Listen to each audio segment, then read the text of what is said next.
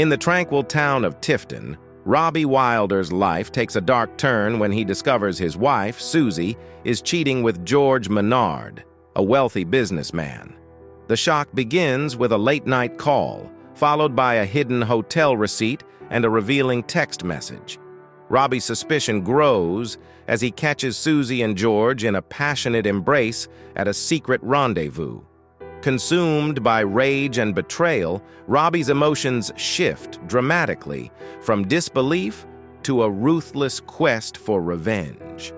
Exposing the affair to George's unsuspecting wife, Carol, ignites a storm of chaos and retribution. In this gripping tale, alliances are shattered, secrets are unveiled, and lives are forever changed. I still couldn't believe that Robbie had left me without saying anything. I was so angry and hurt. After 24 years of marriage, how could he do this to me? Everyone told me to let him go and move on with my life. I know they are right, but it's still very hard for me. To help myself move on, I decided to clean up the basement. It was Robbie's special place where he liked to be alone and play guitar. I thought all his things were gone, but I found one box in the corner by a bookshelf. Inside, there were some school items and about a dozen notebooks. It looked like he had kept diaries over the years. I also found a binder where Robbie had collected bits and pieces from his different diaries. Seeing his diary made me feel sad and angry again, and I ended up crying about him leaving. I took a moment to pull myself together. I wiped my tears and carried the binder upstairs to the living room. I sat down on the couch, still feeling heartbroken. I began to read Robbie Wilder's diary. He wrote that he learned to play guitar when he was 4. His grandfather, Seth Wilder, taught him and bought him his first guitar when he was 6. From that moment, it seemed like he always had a guitar in his hands. His grandfather also taught him to love country music and helped him appreciate other kinds of music, too. But he admitted it was hard to like rap, and he still hadn't found a rap song that really spoke to him. He thought it was a bit rough and raw. However, he loved country music deeply. He wasn't saying he liked all country music, but he found much more he enjoyed than what he didn't. He especially liked stars from the 50s to the 70s like George Jones, Dolly Parton, Willie Nelson, Loretta Lynn, Kenny Rogers, and particularly Patsy Cline. He loved almost everything these stars did. When Robbie turned 12, his parents, Jason and Hannah, let his grandfather take him on weekend trips to perform at churches nearby. Grandpa was part of a trio that played and sang gospel music at different churches once a month. They became popular, and more people would show up when they were there. Robbie remembered his dad's last words to him before their first trip. He knew Robbie was nervous.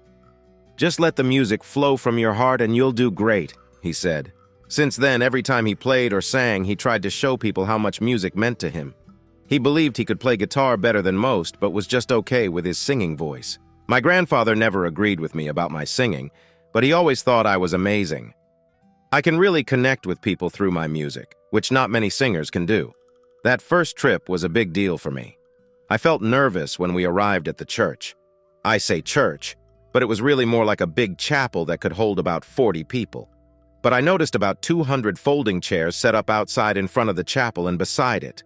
There were also speakers hanging near the chapel and in the nearby trees. My stomach felt like jelly as I walked down the aisle with my grandfather. He played the acoustic guitar. Bert Zimmer was on bass guitar, and Willie Stanton played either banjo or fiddle. I usually played acoustic guitar too, but I could also play bass or banjo. I wasn't as skilled as Bert or Willie yet, but I was close. In a couple of years, I would be even better than them. The chapel was beautiful, with wooden pews that had carved ends and colorful stained glass windows everywhere. The altar was made of dark wood with an intricate cross in the center and angels on the corners. A large hand-carved crucifix hung behind the altar. The way Christ's face was carved made you feel his sadness. The pastor started the service, but it was shorter than usual. We sang 2 hymns, and I played the banjo. Once we started the first song, I started to feel a bit calmer. All I had to do was play my instrument. But after the church service, we began the real performance, and I knew I had to sing a duet with my grandpa on the song Just a Closer Walk with Thee. When that moment came, I felt nervous again. But my grandpa was so good with the church members that I thought they would cheer me on, even if I sounded a bit off. The songs before mine went well, and the audience seemed to really enjoy them. When it was time for my duet, I was still nervous, but my grandfather's smile made me feel better. When we finished, the audience applauded us. It was the first time anyone outside my family had cheered for my music. I was filled with happiness like I had never felt before. I was hooked. The pastor was thrilled and said it was the biggest crowd the church had ever seen. The donations that day would help the church a lot. My grandfather's group only took a little money for gas and food. If the women of the church hadn't made any food before we left, the pastor asked when my grandfather and his group could come back. We decided we would return in 2 months. My grandfather liked to give all churches a fair chance to host his group. The next church was an hour away, and it was one of those big ones with thousands of people who came to pray. They had their own band that played on Sundays, but today, the band was just there to watch. The church was set up more like a big concert hall. They had arranged everything to make the sound really good. Even the big cross made of metal was tilted to help the sound from the front. The glass windows looked more like modern art than typical church windows. I was nervous before the first show, but now I was really scared. There would be thousands of people in the audience, with some even standing. The last church was small and cozy, but this one felt huge and scary. The sound system was impressive. It could easily beat many recording studios. What made me even more nervous was that I was supposed to sing a solo of Amazing Grace. I was worried I would mess up. My stomach felt like it was doing flips. It didn't help that I had eaten a big lunch of a cheeseburger, fries, and a chocolate shake. Now my stomach was upset and I had some uncomfortable feelings, but I knew I just had to keep going. I took a deep breath and tried to stay calm. They gave me a small stool to sit on and placed a microphone in front of me. The band started their first song, but suddenly I couldn't hold back anymore. I let out a loud noise, and since the microphone picked it up so well, the music stopped, and everyone looked at me. There was complete silence, and I felt my face get really hot. The only thing I could think of was to lean into the microphone and say, "The devil made me do it." The crowd burst into laughter, and I saw my grandfather and his friends laughing hard. Once things calmed down, my grandfather looked at me and said, "Don't you have something else to say?" Smiling, I leaned back into the microphone. "With God's grace and forgiveness, I won't do it again." The crowd laughed and cheered again. My grandfather just smiled and started playing music once more. After that, I never felt nervous in front of people again. Before I knew it, it was time for my solo. Even though I thought my singing voice was just okay, I was determined to give it my all. So I poured my energy into singing Amazing Grace. By the time I finished, the crowd was on their feet, cheering for me. The rest of the concert went really well. On the way home, my friends teased me about my little incident, but after dropping them off, my grandfather became serious. "Robbie, you did a great job today," he said with pride, "but I really hope you don't get too caught up in that. I wish you never want to be a famous singer. I have seen many people chasing that dream, and some of them are better than you. Most end up really disappointed. Every year, millions go after the same dream, but only a few actually make it. Just enjoy music for its beauty, and you won't be upset." My love for music started with my dad and grandpa. I found joy in playing even when I was alone. It felt even better when someone was there to listen. I played with my grandpa for 3 more years. Then, our band began to fall apart. First, Bert had a stroke and could no longer play. Then Willie passed away suddenly. In the end, it was just me and Grandpa. A few months later, it came to an end. Grandpa lost interest. Plus, I was in high school and starting to notice girls. I had been interested in girls for a while, but I never really understood them. I don't think many guys do. Maybe it was just my luck, but every time I tried to connect with a girl, it didn't go well. In 3rd grade, I liked Rebecca Simons. She was a small blonde girl who I thought was the prettiest girl ever. We became friends, and she said that if I gave her my special rock, she would be my girlfriend. It was just a crystal from my mom that sparkled like a rainbow in the sun. But 3 days later, Rebecca gave my rock to Jimmy Wheeler and said he was her boyfriend. When I asked her about my special stone, she just laughed. I never got it back. In 7th grade, Annie Adams told me that if I showed her mine, she would show me hers. I was curious, so I said yes. Unfortunately, we got caught. Things went badly, especially when Annie claimed it was my idea. People always believed the girl. I was punished for that. But I still liked seeing Annie, even though I didn't get why she turned against me. When I asked her, she just smirked. After that, I grew suspicious of girls, and by junior year, I had only been on a few dates. I wasn't a bad guy, but I wasn't very good looking either. Then I met Sally Bertrand. She was just a sophomore, but very pretty. I had 3 dates with her before I asked her to go to prom. She was excited, and so was I.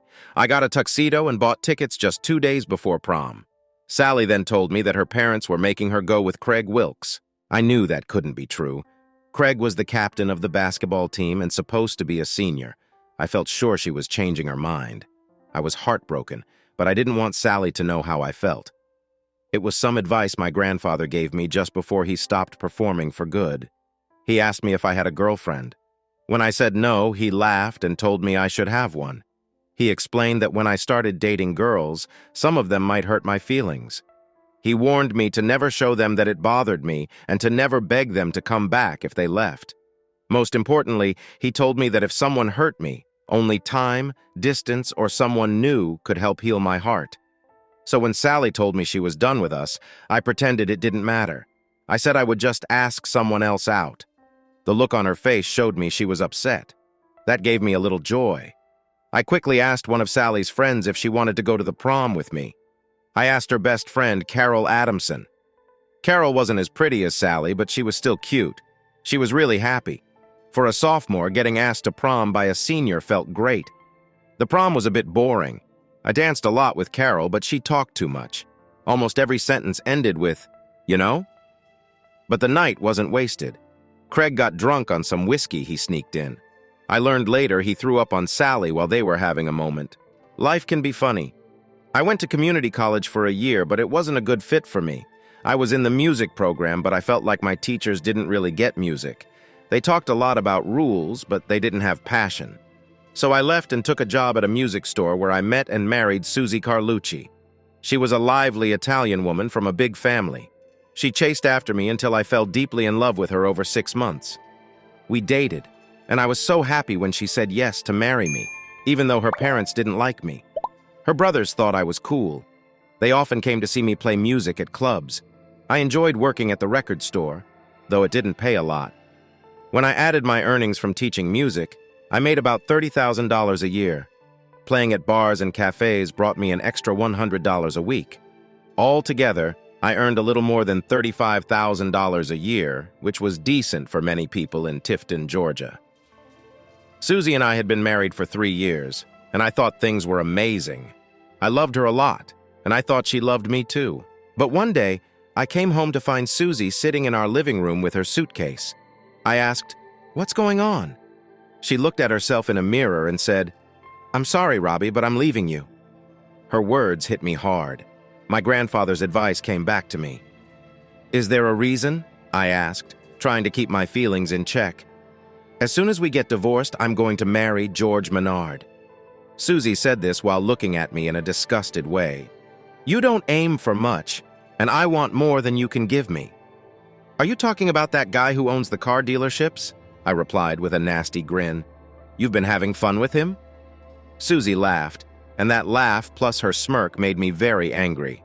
Luckily, I didn't lose my cool with my wife. Instead, I picked up Suzy and carried her to the front door, opened it wide, and set her down on the front lawn. I tossed her suitcase out next to her. Then, I called her parents to let them know where they could find her. When Suzy's father answered, I grumbled into the phone. "Albert, your daughter has been fooling around with George Menard. I just put her out on the lawn. Pick her up before the garbage men do." Yes, Menard got her in trouble. Of course, I made that up. I didn't know if Suzy was really in trouble at that time. I just said that because I knew Suzy's family was very religious, and that would really upset them. As it turned out, Suzy was actually expecting. Still, her family took her back without much thinking about George, but that didn't help me. My heart was shattered. It was such a terrible feeling to be misunderstood and just accept it. Sure, I got a bit of payback. I called Mrs. Menard to tell her what her husband and my wife were doing together. It seems Suzy was quick to respond. Good old George was trying to hide a lot of money before telling his wife about the divorce. Carol, Mrs. Menard, came after George with a team of lawyers.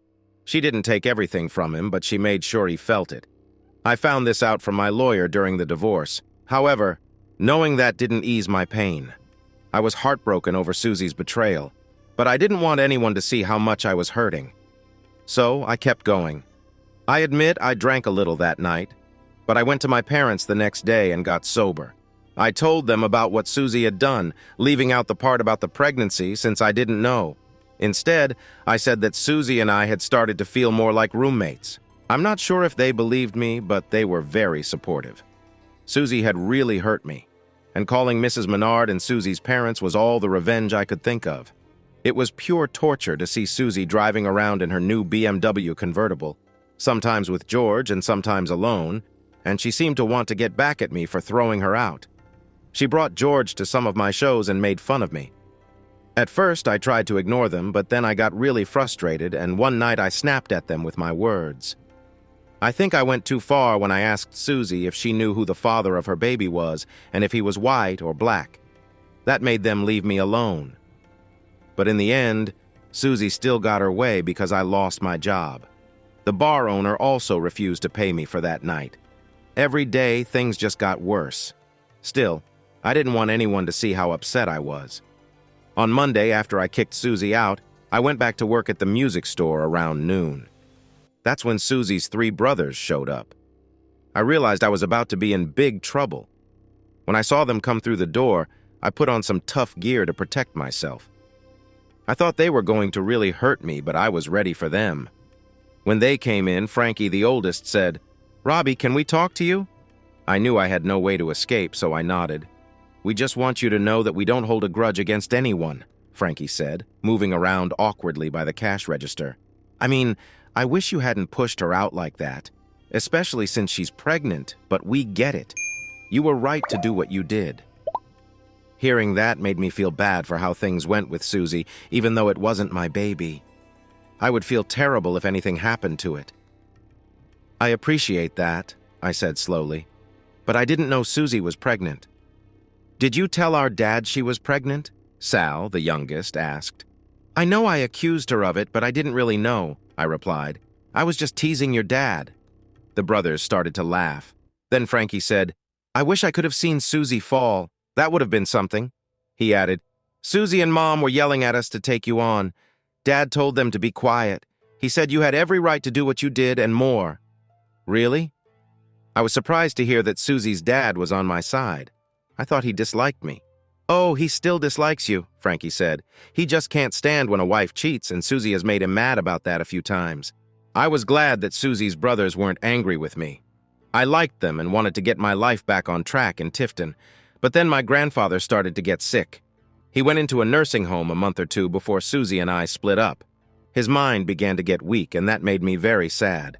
Of course, I visited him as much as I could and told him what had happened between Suzy and me. That day, he agreed with my decision. "Robbie," he said with a sad smile, "you need some time and space away from your ex-wife." We talked for about an hour before he got tired. Before I left, he reminded me not to chase after being famous. He passed away the next day. I struggled for another 3 months after that.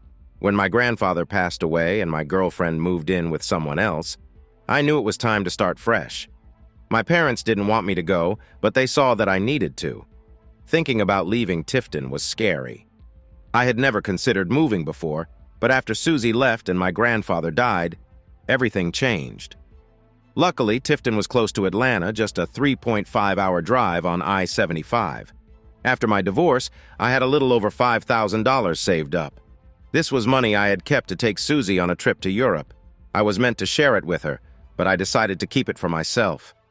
I said goodbye to my parents, shook my head at the George Menard dealership, and hit the road. When I arrived in Atlanta, I settled in quickly. I could only afford a room in College Park, and it happened to be in a house owned by a kind black family named Monroe. Henry and Mabel Monroe had been happily married for almost 35 years and were both in their 50s. Their sons, Tyrone and Tabor, lived at home and helped with the rent. At first, Henry and Mabel were unsure about renting a room to me because I was white. Henry even said it would be odd to rent to a white man. "Oh my goodness," I exclaimed, touching my face. "Am I really white?" Mabel found this funny and reassured Henry, saying I would be just fine. It felt a bit strange at first, but they were nice to me. After the hurt from my wife, it was comforting to see a loving family together. Henry worked as a mailman and Mabel was at a daycare center. Tyrone was a mechanic and Tabor claimed to be a real estate salesman. Later, I realized Tabor was involved in selling small amounts of drugs, but his parents had no idea. Surprisingly, I got along best with Tabor. I didn't do drugs. I preferred beer. What I liked about Tabor was his sense of humor. He always made everyone laugh. Years later, I learned he was sadly killed during a drug deal gone wrong. I chose College Park because it was on the MARTA line, which made it easy to get around without having to drive into the busy city. Finding parking downtown was nearly impossible, and it cost a lot too. After settling in, I started looking for work. I applied to more than 40 jobs. I visited every music store nearby, but none were hiring. Then I went through classified ads for job openings. After a few interviews, it turned out they either weren't interested in me, or I wasn't feeling it either. After 2 weeks without a job, I began to feel hopeless. One afternoon, after being turned down for another job, I decided to stop by a bar close to where I had my last interview. It was Friday, and I didn't have any more interviews for the day. I thought I would get a drink and something to eat. From the outside, the bar looked small, but it was much bigger inside. I expected a tiny place with just a bar and a few tables. As soon as I walked in, the space opened up on both sides. The lighting was dim, so I couldn't see everything right away. To my right was a long bar with about a dozen people sitting at it. There were almost 90 tables scattered around the main area. What caught my eye was a small stage at the back of the room. I could see some musical instruments set up on the stage. It looked like they had live music, which got me curious. But first, I wanted to eat something and have a drink. I found a seat a few spots away from the nearest person and waited for someone to help me. I noticed from a used coaster that the bar was called Big Carl's, and it seemed to have live shows. Even though there weren't many customers, 3 staff members were busy behind the bar. 2 of them were young men and 1 was a pretty girl. One guy was about 6 feet tall with brown hair. He seemed friendly and smiled a lot. The other guy was a bit shorter, had black hair, and was chatting with his co-worker. The girl became more attractive when I looked at her closely. She had dark blonde hair cut neatly and a cute, slender figure. If she had pointed ears, I might have thought she looked like an elf, but right then, she seemed a bit annoyed. After a while, she walked over and put a coaster in front of me. "What would you like?" she asked. "Can I get something to eat?" I replied. She sighed. "Yeah, sure, what do you want?" "I'd like a hamburger and fries and a bottle of beer, please." "A hamburger will take at least 20 minutes. They're about to start the grill. Why don't you order a sandwich instead?" Her suggestion felt more like an order than a question. I was already having a tough day, and her tone bothered me. I didn't want to change my order, so I decided to stick with what I wanted. "I can wait, I really want a hamburger," I said with a smile. After she placed the bottle of beer in front of me rather roughly, she walked away looking annoyed. I couldn't help but wonder why she seemed so upset this morning. I watched as she set my order down and went to the back room, up the stairs, which I hadn't noticed before. The other 2 men disappeared into the kitchen. I wasn't sure if they were really busy or just trying to avoid the angry woman. I had played in many bars, so I was used to seeing all kinds of behaviors. Her mood surprised me. She didn't just seem annoyed, she looked very angry. I had no idea what was wrong, but I knew I wouldn't put up with her bad attitude. I took a sip of my beer while I waited for my food, but got bored after a few minutes. I decided to get up and explore the place. I guessed that the bar could fit a couple of 100 people if it had tables and chairs. Then I noticed a sign saying the maximum seating was 275. I stood in front of the stage, which was about 20 feet square. There was a bass guitar, a banjo, a synthesizer, and a kazoo up there. The synthesizer wasn't the best model, but it still probably cost at least $1,800. Oddly, there wasn't an acoustic guitar. I was about to find out why that was. Suddenly, I heard a girl with brown hair say, "Damn it, Carl, just get up and leave." I looked up to see a short, stocky man coming down the stairs with the girl following him. The man, who I guessed was Carl, looked to be about 50 or 60 years old, with thin gray hair, a belly, and a flat nose. The woman looked like she was ready to explode. "It's not my problem, Tanya. Carl said carelessly. "If you can't find a replacement in the next hour, I'll get another group. Besides, you guys aren't going to get famous. Even if you can't find someone, you can stay and work at the bar until the new group arrives." "Great," said Tanya as she marched into the kitchen. Then I heard shouting from outside. All three of them were arguing about replacing Ty with someone who played the acoustic guitar. Since I could play any guitar, I thought this was my chance. "Excuse me," I interrupted their quarrel. "I couldn't help but hear you need an acoustic guitarist." "Of course we do," Tanya shot back. I smiled and said, "I can play any guitar." Tanya frowned and turned to the others. "We need to find someone steady or we're in big trouble." The taller of the two men looked at Tanya and then at me. "Do you really know how to play?" he asked. "Yes," I replied, excited. "What about songs?" "We mostly do covers, focusing on pop and country music from the 60s and 70s. Do you know any Beatles, Johnny Mathis, Dolly Parton, John Denver, Patsy Cline, or Glenn Campbell songs?" "Yeah, I know pretty much all of them," I said, stretching the truth a bit. I knew a lot of songs by the Beatles, John Denver, Dolly Parton, and Loretta Lynn. I used many of them when I sang at Tifton. However, I didn't know much about Johnny Mathis, and only recognized one of his songs. I was familiar with Rhinestone Cowboy by Glenn Campbell. He wasn't one of my favorites, but when it came to Patsy Cline, I knew all her big songs. Patsy Cline was my all-time favorite country singer. I usually finished my performances with one of her less famous songs, True Love. I don't know why, but whenever I sang this song, the audience always gave me a standing ovation. I figured any song I didn't know I could learn quickly. "Simon, we're wasting time," Tanya said with annoyance. "We need to call the talent agency and see if they can help us find someone for tonight." The other man in the room disagreed. He turned to George and asked, "What do you think, George?" "Yeah, why not?" George nodded. "And if you don't want to listen, Tanya, you can go check if the agency can find someone for us." "Okay," Tanya said quietly. I watched as she pulled out her phone and began searching for information. I was hoping that this day would turn out better than I expected when I first entered the bar. I started to walk toward the stage, but George stopped me. "Wait a minute. My bass guitar and Simon's banjo won't work," he said. "There's an old guitar that Ty left behind when he got a new one. It's not the best, but let's see what we can do." George left, but came back a few minutes later with the old guitar. It was pretty worn out, and there was dust all over it, which meant it hadn't been used in a long time. Still, I figured I had to make it work. I wiped off the dust, took a seat on the stage, and started to tune the guitar. Once it was as ready as I could make it, I decided to sing parts of 4 or 5 songs to show what I could do. I just hoped I was good enough. I was excited about this gig since I hadn't performed in weeks. I had already started going through $5,000 waiting for the moment to sing. I looked at Simon and George and smiled. "Hey, it's great to be here. I can't believe how big the crowd is. Let's get this show on the road." Both men laughed, and George gave me a thumbs up. I began with the only Glenn Campbell song I knew, Rhinestone Cowboy. Then I sang Willie Nelson's On the Road Again, followed by Dolly Parton's 9 to 5, and finished with Patsy Cline's True Love. When I was done, the guys were clapping and whistling. A few people at the bar even joined in, and it felt amazing. I glanced over at Tanya.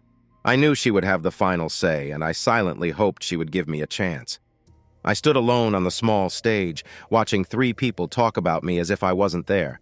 I felt like a student again, waiting for a test result that I wasn't sure I had passed. But this time, I had just finished trying out for a small cover band at Big Carl's bar. I had been in Atlanta for 2 weeks without finding work, and my savings were running low.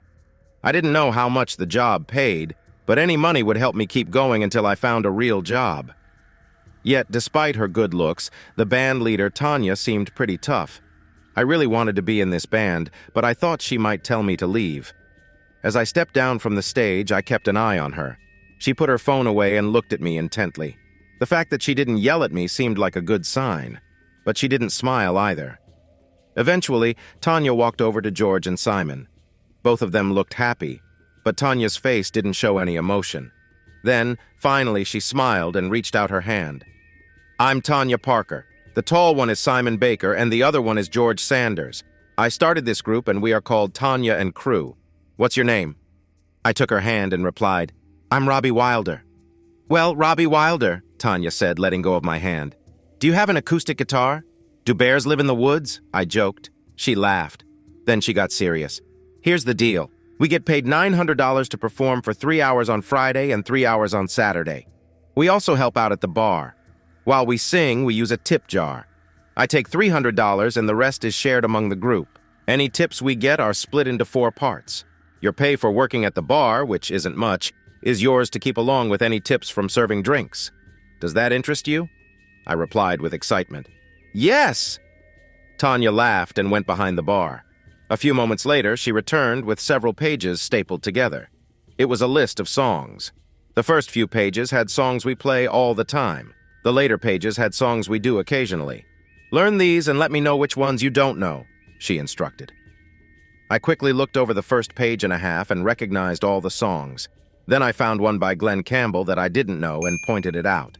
Tanya marked it on her list. I continued through the rest and found 5 more songs I hadn't heard. That's pretty good, Simon said. Ty was with us for a year and he didn't learn a lot of the songs. How soon can you grab your guitar and come back here? Tanya asked, glancing at her watch. As long as it takes Marta to take me to College Park, pick up my guitar and come back. Okay, I'd like to warm up before we start, she said as they finished my burger. After I paid the bill, I headed out the door. I was lucky as I walked to the MARTA station. The train had just arrived. 20 minutes later, I jumped off and ran to Monroe's house. I checked the time and it was almost noon. I had just enough time for a quick shower and to change my clothes. I took my guitar back to the station. I was earning $200 a week, which wasn't enough for all my bills. But with tips and the money I would make working behind the bar, I thought it would hold me until I found a full-time job. When I got to the platform, I had to wait about 10 minutes for the next train. During that time, I was restless, eagerly watching for the train to come. I finally reached the bar at 12:45. Tanya, George, and Simon were already playing when I walked in. I hurried to get my guitar out and tuned it as quickly as I could. Then I went to the stage and waited to hear what I was supposed to do. I listened as the band played Glenn Campbell's song Southern Nights, with Simon and Tanya singing together. It sounded good.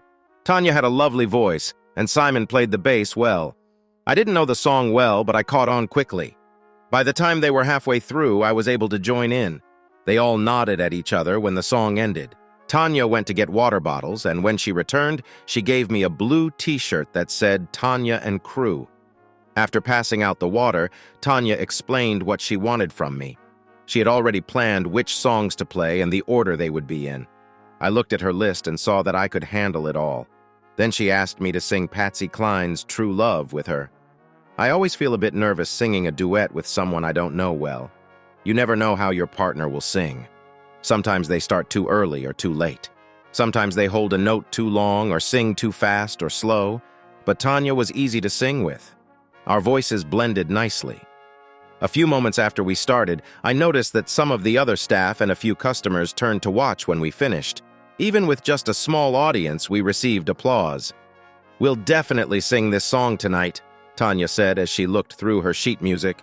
We went through about a dozen songs, and then Tanya announced that rehearsal was over. George told me to follow him into the kitchen, where he handed me a bartender's apron. I'll be honest, I said, feeling a bit nervous. I know how to play guitar and sing, but I don't know how to bartend. He laughed. It's not too hard. Tonight you'll just serve bottled or draft beer when you can. I'll show you how to mix a few simple drinks. You'll get used to it in no time. Just remember to be quick and smile. That way you'll get more tips. At 5 o'clock, more and more people started coming to the bar, and I bounced back and forth serving bottles or pouring drafts. I probably moved about 30 cases of beer from the fridge to the bar that night. I also learned how to set up a new keg. I sliced lots of different fruits and learned how to mix a few drinks. I was filled with excitement when it was time to go on stage at 8 o'clock. But when I looked around, I couldn't find Tanya. I shrugged and tuned my guitar again. About 5 minutes later, Tanya came out to applause. If I hadn't been focused, my jaw would have dropped. Tanya wasn't in her blue t-shirt anymore. She had changed into a pretty blue and green sundress. I could tell many of the men in the crowd were looking at her in awe.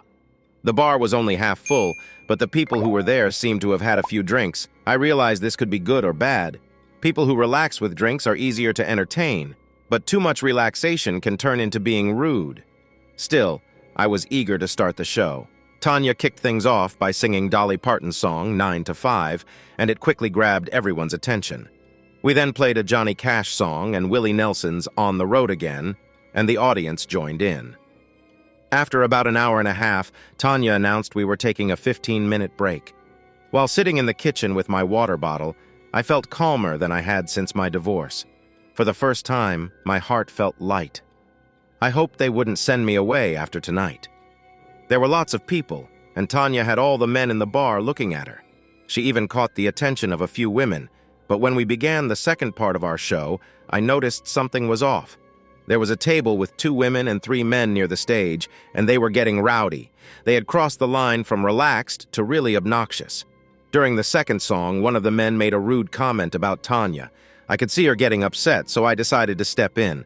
I've dealt with rowdy crowds before. Most of the time, they are just having fun and don't realize how they act. The best way to handle them is with a little humor.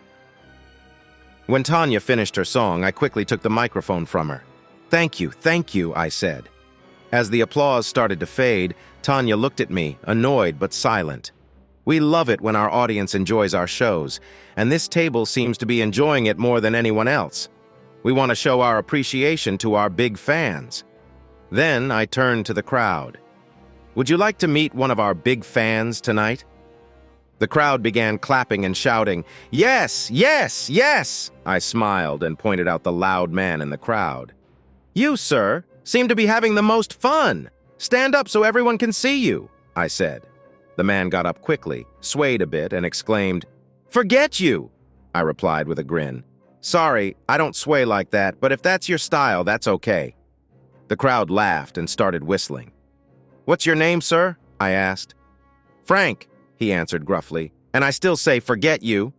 I chuckled and said, "I don't know how long you've been with someone, Frank, but that's not the best way to win someone's heart." The crowd erupted in laughter. "Now, Frank," I said, pretending to be innocent, "I can call you Frank, right?" "Of course," he replied. "You sure seem to have a strong opinion about something. I think it's only fair you let the crowd rate how you look, too. What do you think, everyone? On a scale from 1 to 10, how would you rate Frank?" Laughter filled the room, and people shouted out numbers like 4, 2, and even -10. I let them keep shouting for a moment before saying, "Looks like you didn't get a good score, Frank. I hope nothing else about you is like that." I turned to the women at a nearby table who were laughing just as hard. "Hey, ladies, does Frank have any other surprises?" They nodded and giggled. One lady raised her fingers a little apart, creating quite the buzz in the crowd. Frank's face turned red, and he hurried out of the hall, bumping into some tables. As he left, the room fell quiet. I looked around, shrugged my shoulders, and acted confused. Did I say something wrong? That got everyone laughing again, and the crowd gave me a standing ovation. When I handed the microphone back to Tanya, she came over and gave me a quick kiss on the cheek. Then she said into the mic, "My hero," which made the crowd cheer even more. The rest of the night went great, especially when Tanya and I sang True Love by Patsy Cline at the end. We received another standing ovation. I felt nervous as we left the stage. I knew our performance was good, but I wasn't sure how everyone would respond. I realized I took the microphone when I probably didn't need to, but in that moment, it felt right. George was the first to speak up. "This was our best show ever," Simon and Robbie agreed, saying, "They loved you." I turned to Tanya, knowing she always had the final word. She came over and hugged me tight. I felt like I was part of the team now. Even though we didn't have to help at the bar after the show, we decided to pitch in and clean up. During this time, I learned that Simon is gay and lives with his boyfriend, Dave. I was glad he didn't mind my silly comments. In fact, he found it funny to watch Frank squirm. George was single and liked to date a lot.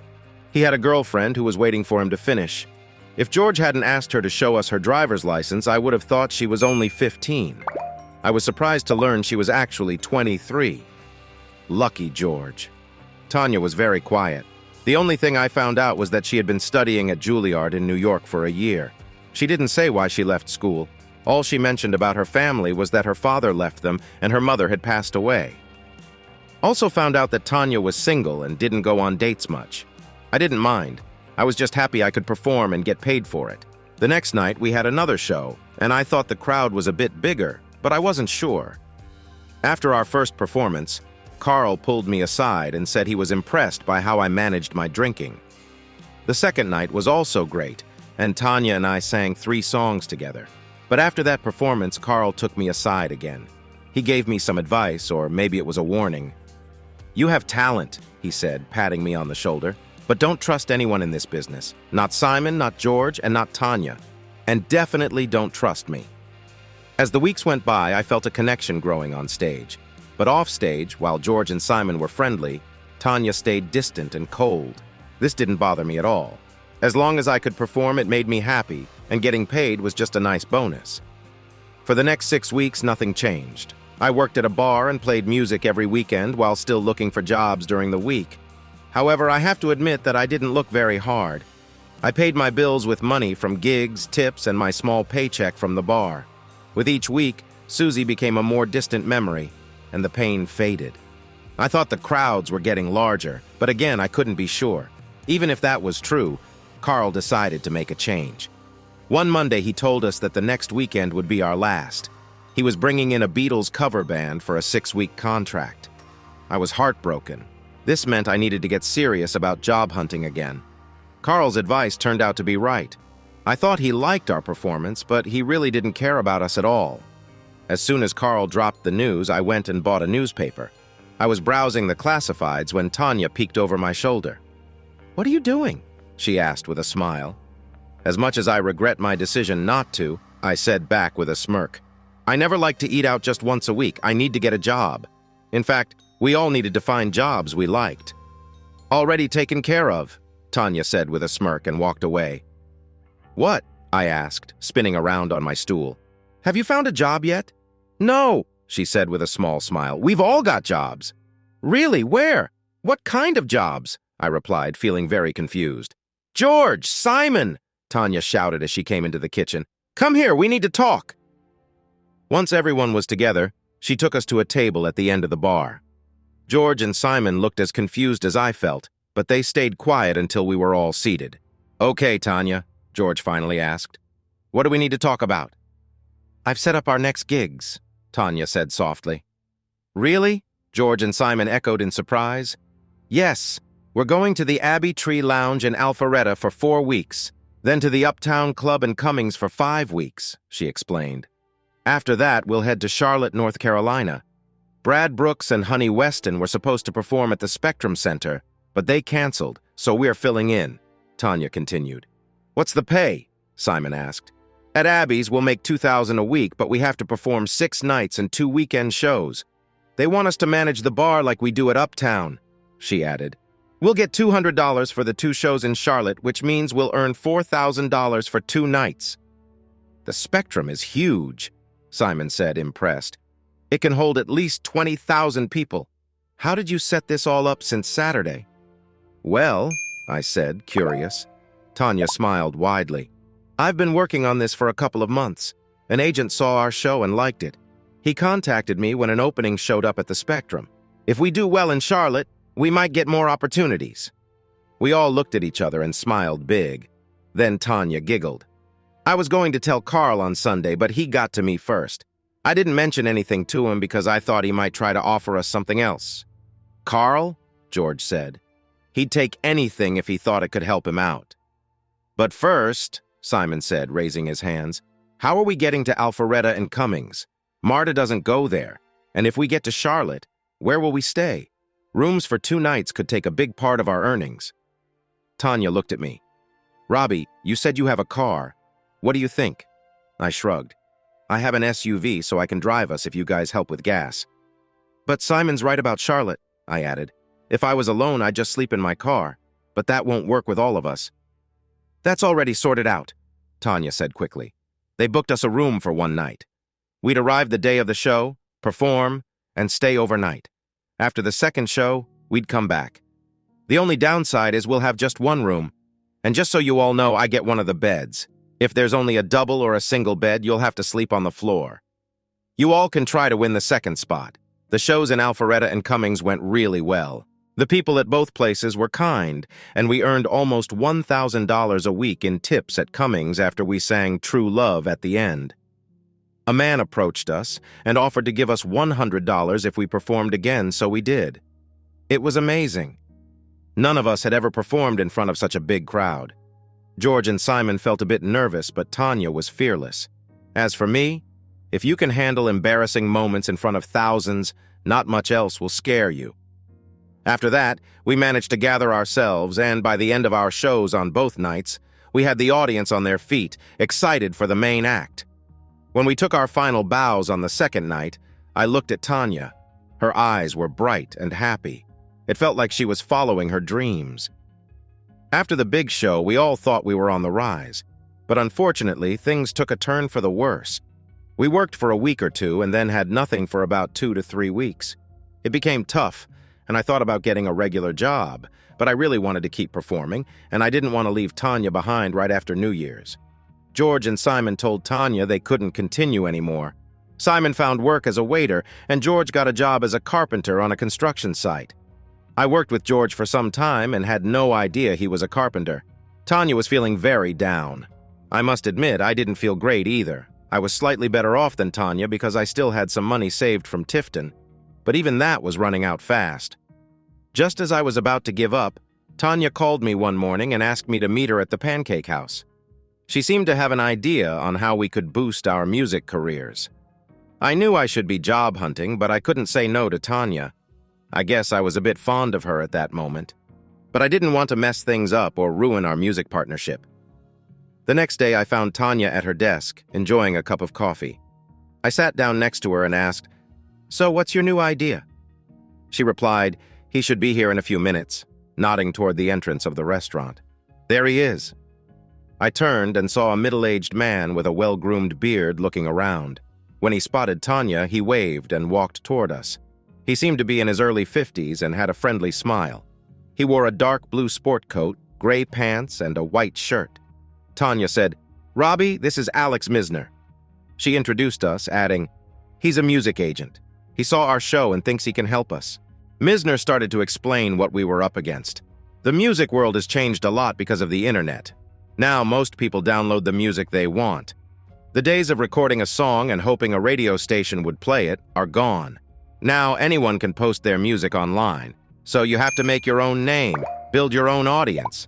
"That sounds great," I said. "But how do we do that?" "That's what I'm here for," Alex replied confidently. "The first step is to get you to perform in as many different places as possible." "That's the problem," Tanya said. "We started getting gigs and even played at the Spectrum in Charlotte, but then everything stopped." "I heard about your show at Spectrum. That might have hurt you," I said. "How can that be?" Tanya asked. "From what I heard, you did really well," Alex explained. "Because of that, some people who book shows think you charge too much and removed you from their list." "So you're saying we were punished for doing well?" I asked, surprised. Alex nodded. "I think that's fair." "So what do we do now?" I asked, feeling frustrated by the unfairness. "That's where I come in," the agent said, stirring his coffee. "I can help you get gigs, but it will only be for 1 or 2 nights at a time. Then you'll go somewhere new." Mr. Misner then looked at me. "Tanya tells me you write songs." "Yes, I do," I admitted. "But so does she," Tanya added. "I have about 3 shoeboxes full of songs, but we've never used any in our shows." "Do you have any songs for kids?" Alex asked. "Anything for babies, toddlers, or teenagers?" "I think I do," I said, "but some of the songs aren't great." "I have a few too," Tanya said, "but my songs are rough as well." "That's okay. Just try to improve your songs as much as you can. We'll record the best ones. Then I want both of you to pick 6 to 8 of the best songs on the same topic that have helped other artists become famous." I looked at Tanya, and she seemed as puzzled as I was. "Okay, we can do that. But what's the purpose?" "I have a friend who works for a parenting magazine. He always needs new ideas for articles. I suggested that a group of singers record an album about kids, and he liked the idea. If he enjoys the music, he'll write an article about you two." I felt happy because Alex seemed very knowledgeable, but I couldn't help but wonder what he would want in return. Tanya asked the same question. "This sounds good, Alex," she said flatly. But what do you get from this? I assume you're not working for free. He smiled. Tanya, no one works for free in this business. If you want my help, you'll need to sign a regular contract that makes me your exclusive agent. You can show it to any lawyer, but it will be similar to most contracts. Let me share some important details with you. First, I take 10% of what you make. That's not up for discussion, but I don't earn anything unless I can find you jobs that pay. Second, the contract lasts for 5 years, but you can choose to extend it for another 5. Also, I get to decide what clothes you wear, what music you play, and what the band is called. I'm sorry, but Tanya and the crew won't work. Your new name will be Wind Dreamers. Tanya did not like this change and wanted to keep the old name. Alex was firm about it, and eventually Tanya agreed. She then spent 20 minutes carefully reading the contract. She would make a great lawyer. When Tanya finished looking over the contract, she didn't have any objections, but she did spot 2 spelling mistakes. Then we both signed it. The next 6 months flew by. I found 6 songs in my box that were pretty good. Alex particularly liked 2 that I had written called Little Baby Love and Daddy's Little Helper. Tanya also found 2 songs she liked, Pretty Little Girl and Mommy's Angel. I hadn't memorized the last 2 songs. I didn't care much about what I wore. I chose tight leather pants, a fluffy white long-sleeve shirt, and a leather vest. Tanya's outfit was striking. She wore a short leather skirt and a blouse with a low neckline. Another change Alex made was getting a synthesizer for our room. Since George and Simon were gone, he needed more than just my acoustic guitar. Alex brought in a few different people to help with the synthesizer, but the one who played with us the most was a young man named John Tynan. We performed every night and even during weekend day shows. We played at every place we could think of, from bars to college auditoriums to churches. I was excited to perform in churches because I knew gospel music. Tanya, on the other hand, disliked performing there because the men stared at her and the women gave her harsh looks. I spent so much time on the road that one morning Mrs. Monroe stopped me just as I was about to sleep. "Robbie, I'm worried about you," she said with concern in her eyes. "You're always on the go day and night. I don't think you're eating enough, and I know you're not getting enough sleep." "Thanks for caring, Mom," I joked, giving her a kiss on the cheek. "But I'm okay." She lightly hit my arm. "Get some rest, and I'll make you something to eat when you wake up." The article about us in Baby Care magazine was a huge success, so Alex sent us to the studio to record an album. I used most of my saved money for it. It was released online the same day the article came out. We included the 4 songs I mentioned and 8 popular songs by other artists. People could buy our whole album or just single songs online. Our online sales were pretty bad. However, we sold our CDs quite well at every show we performed. We bought CDs for $5 each and sold them for $12. Each night, we sold between 25 and 50 CDs, which meant we made between $175 and $350. During this time, Tanya and I grew closer and even started dating. I felt like Tanya was a bit out of my league, but I loved her deeply. Tanya often told me that I was the only one she truly trusted and cared for. I was there for her when she was struggling, and I adored her. After 2 months, I asked her to marry me, and she said yes. Alex suggested we film our wedding and sell it on DVD. I was unsure about this idea, but Tanya was excited. She thought it would help our careers a lot. Eventually, I agreed, and we decided to film during our performance at a big church in Atlanta. I don't know how Alex got the church to agree, but they did. I hoped for a simple wedding filled with music and love.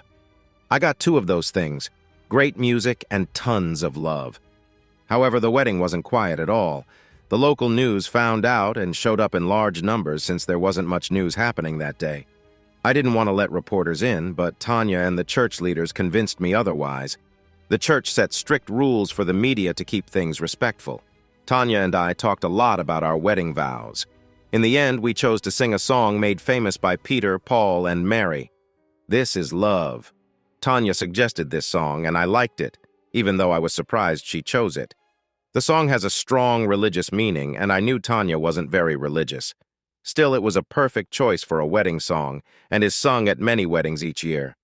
I thought the last lines really captured our feelings. "Whenever 2 or more of you come together in His name, there is love." We sang this song just before the ceremony. and it brought tears to many people's eyes, even some reporters. Tanya and I also sang a song I wrote just for this day, "You Are My One and Only True Love." When we finished, our friends and family stood and cheered for almost 5 minutes before it quieted down. Then we started our scheduled performance but changed it to include love songs and uplifting hymns. One special moment during the performance was when I invited Monroe to my wedding. They sat in the same row as my parents. Mrs. Monroe really liked Nat King Cole's song, "When I Fall in Love." So I arranged to perform my version of that song for her. Thank goodness for synthesizers, because they gave Nat a whole orchestra when he recorded his version. Before I started singing, I told everyone that this song was for my other mom. I guess it went well because I saw tears running down Mrs. Monroe's cheeks as she leaned against her husband. Even Mr. Monroe looked teary. My mom was crying too, and my dad tried to act like he had something in his eye. He did have something. Tears. Later at the reception, I found Mr. and Mrs. Monroe in their son's room. I told them I had left gifts in the garage for Tabor and Tyrone. I gave the newest Apple cell phones years later when I heard about Taylor's passing. I learned that as he was leaving us, he held that phone tightly. I gave Henry the best table saw I could find. He was always helping out around the house. Henry said he would buy a saw when he could afford it so he could fix up the house for Mabel. I bought an expensive Bose CD player and a full set of Nat King Cole CDs. She had nearly worn out her records from playing them over and over. After the reception, Tanya and I went on our honeymoon to Key West, Florida. It was the happiest week of my life until that point.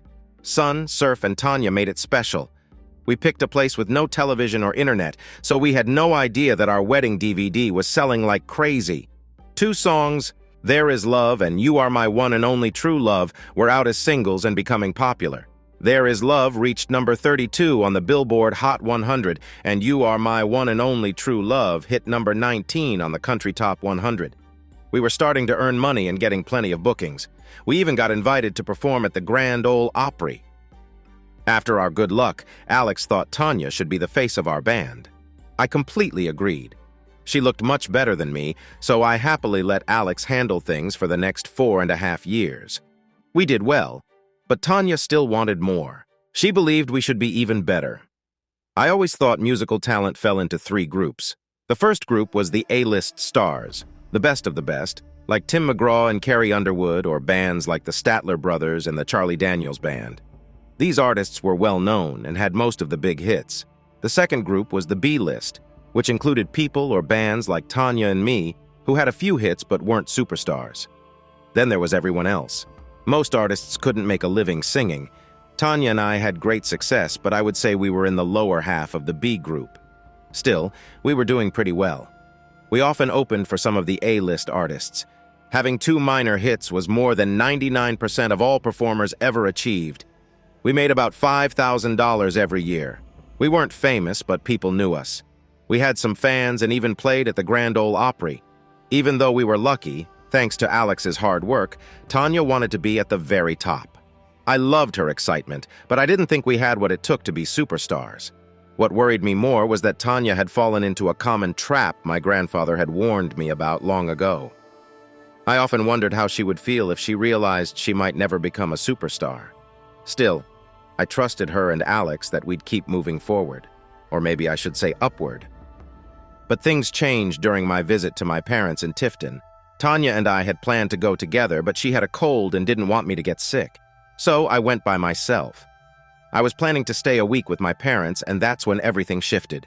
It felt like a snake had slithered into our garden. I met my wife when I joined her music group, Tanya and the Crew. Back then, we were just a cover band, mostly playing country and pop songs that other artists had made popular. Our music career was struggling until music agent Alex Misner agreed to help us slowly. He began to build our act after Tanya and I got married. We already had a good reputation.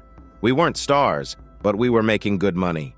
Life with Tanya was amazing for me. She seemed happy, and our personal life was going well. However, I knew Tanya wanted more from our careers.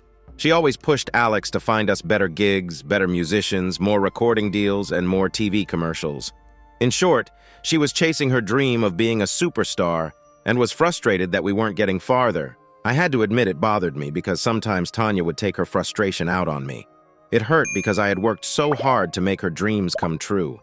At the time, I accepted that this was who she was. Things shifted a bit when Tanya wrote 2 new songs for us to record. Unfortunately, they didn't do well. Then I wrote a new song and it was a hit, reaching number 17 on the country chart. For some reason, Tanya got upset when people praised the song's success. This surprised me because it was a solo made just for her. Luckily, her strange mood only lasted a week before she was back to her usual self. After returning from a quick 4-city tour, I thought we needed a break. I convinced Tanya to join me in Tifton to visit my parents. Since Tanya didn't have parents of her own, she often felt a bit uneasy around mine, so I was surprised and happy when she agreed to come to my hometown with me. I didn't mind going to visit since I didn't get to spend much time with my mom and dad.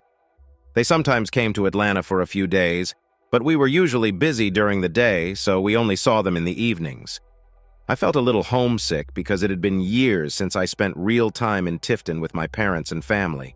Plus, we were all getting older. When I told my parents about our plans, my mom wanted to throw a party for our relatives. Most of them had only met Tanya at our wedding. It was meant to be a small gathering at my parents' house. But it quickly grew to hundreds of people, so my parents had to rent a community center. I was annoyed at my mom for making the party so big, but Tanya said I should let her enjoy it. The day before we were supposed to go, Tanya caught a cold. Instead of canceling the trip, she insisted that I go by myself. Before I left, I checked her temperature. It was still at 101. I told her she would be fine and headed south. My parents were very disappointed that Tanya couldn't come, but they were happy to see me anyway. During the week, I visited most of my relatives. I also saw many of my old high school friends, and each night I called Tanya to check on her. By Thursday, she seemed a bit better, but she could barely speak. The big party was set for Saturday, and I wasn't too excited about it. It was what my mom wanted, and I wanted her to be happy. On the way to the party, my mom mentioned that it would be nice if I sang some songs. I kind of saw it coming, but I pretended to agree reluctantly. But as soon as we parked, my mom surprised me. "Oh, Robbie," she said as we stopped. "I just want to let you know that I invited Suzy and George Menard." "What?" I almost choked. "Why would you invite my ex-wife and her husband?" My mom just smiled and said it was for fun. Seeing the crowd there made me feel better because I thought I wouldn't run into them with so many people around. Plus, I had a lot of my family and friends with me. But my hope didn't last. About half an hour after arriving, I turned around and saw Suzy and George. Suzy looked like she had gained at least 20 pounds, and her dress didn't fit well. George looked much older than he was, as if he were 70, and I knew he was only 50. "Robbie!" Suzy's face lit up. I felt a mix of unpleasant thoughts, but I reminded myself to be polite. In the end, I listened to the voice telling me to behave. I mostly thought my mom would be upset if I let my anger get the better of me. "I'm doing well," I said with a smile that didn't feel real. "How are you all?" "We're doing great, too," Suzy replied cheerfully. "George has 4 car dealerships now. He's even more successful than when I married him." "That's great," I said, wishing I could escape from them while Suzy continued to brag about her life. Then I decided to speak up. "Hey, I want to thank you both." "Thank us?" George looked at me with surprise and a bit of doubt. "Why would you want to do that?" "Well, George," I said with a big smile, "if you hadn't taken my wife, I would never have moved away from Tifton. I wouldn't have found the great job I have now. Instead, I'd be back in our old house watching Suzy gain weight. Have fun." After saying this, I walked down the hall. I glanced back at my mom to see if she had heard our talk. As I passed her, I noticed she was trying hard not to laugh. When I looked back again, I saw Suzy angry and scolding her husband. Surprisingly, the party was really fun. I found out that all of my mom's sisters and their friends had planned it. In total, 414 people came. I know this because I paid for most of the party. There was no way I would let my parents spend so much money. The day before, I was supposed to head back to Atlanta, but then I got a call from Tanya. Alex had a heart attack. That was when Tanya and I started to drift apart. I got back to Atlanta really fast, and thankfully, I learned that Alex would be okay. But he was very worried about his health. When he returned to work, he took it as a warning sign. Alex decided it was time to retire. He said he would work until we found someone new and then let us end his contract early. This was very generous since he still had 3 years left on his deal and didn't have to do anything during that time except take his payment. But that was just how Alex was. Tanya and Alex handled the first interviews for potential new managers. When it came down to 2 candidates, they asked me to join for the final interview. Todd Wilton was a handsome guy in his early 40s. He had successfully managed several well-known bands. On the other hand, Sonia Hilker was a 33-year-old blonde with a great background, but had only managed smaller groups. However, every group she led went from nothing to something noteworthy. Todd, meanwhile, managed to keep his group steady. I was okay with either choice, but I thought Sonia was better because she had a talent for boosting her band's popularity. Todd was good at managing his bands, but he didn't really help them grow much. I wasn't surprised that Tanya liked Todd more. I quickly saw that my wife didn't really care for Sonia. I should have stood up for my choice, but it didn't seem smart to pick a manager who would instantly annoy Tanya. I was fine with either choice, so in the end we hired Todd. I didn't know it then, but he turned out to be quite difficult to work with during the first 6 months. At first I didn't see anything wrong. Then I started to feel uneasy. Tanya spent more time with Todd, saying they were going over money and schedules. Todd began setting up events for me and Tanya separately. He said this way we could reach more fans. It made sense, but I wasn't happy about it. Things got really tough right after our last concert on the tour, and I was shocked by everything that had happened. I was relieved the tour was finished. Now, Tanya and I could enjoy some time alone. We had opened for the Down Home Boys, who were on tour after hitting their 3rd #1 song. We played 8 of their 10 shows, and they seemed pleased with us. I had just finished writing 2 new songs that I felt were good, and I was looking forward to returning to Atlanta to record them. I didn't want to tell Tanya yet because I wanted it to be a surprise for her birthday, which was coming up soon. One night, though, I couldn't hold it back anymore. I told her, and she got excited, wanting to see the songs right away. I shared them, and she was thrilled. At this stage in our careers, we had moved into the middle of the B group. I hoped these songs would help us move up a little more. I noticed that Tanya was growing less happy being the opening act. She wanted to be the main star. I knew it was unlikely to happen soon, but I thought my new songs might bring us closer to that goal. Todd hadn't offered any new ideas to help us. I checked the schedule for next year, and it looked pretty empty. I often wondered why Tanya thought Todd was doing a great job. I felt foolish for trusting him, and it came back to haunt me. It was Monday morning, and at 10 a.m., we were set to fly from LaGuardia Airport back to Atlanta. Tanya's bags were already down in the lobby, and I waited for someone to take mine. Tanya said she wanted to pick up something from a store and would meet me at the airport. I thought we should hurry, so I just sat on the bed waiting when a man in a light gray suit appeared at the door. "Mr. Robbie Wilder?" he asked. I nodded. He handed me an envelope and said, "You have been served." I was completely confused and asked, "What do you mean?" But the man had already left. I looked at the envelope in my hand, feeling nervous. When I opened it, my life fell apart. Tanya was filing for divorce. I sat on the bed for a long time, shocked, trying to understand what had just happened. Finally, I was brought back to reality by the bellboy as the young man packed my things. I started to read the papers. Tanya was ending our marriage, claiming mental cruelty and physical abuse. That was a lie, and my anger quickly replaced my sadness. I had never hurt Tanya. Why would she say such a thing? Right now, I just wanted to confront her and ask why. As I continued reading, I was shocked to see that she claimed most of our belongings. I kept telling myself this had to be a mistake. I needed to talk to Tanya and clear everything up. But when I called her phone, fear gripped my heart.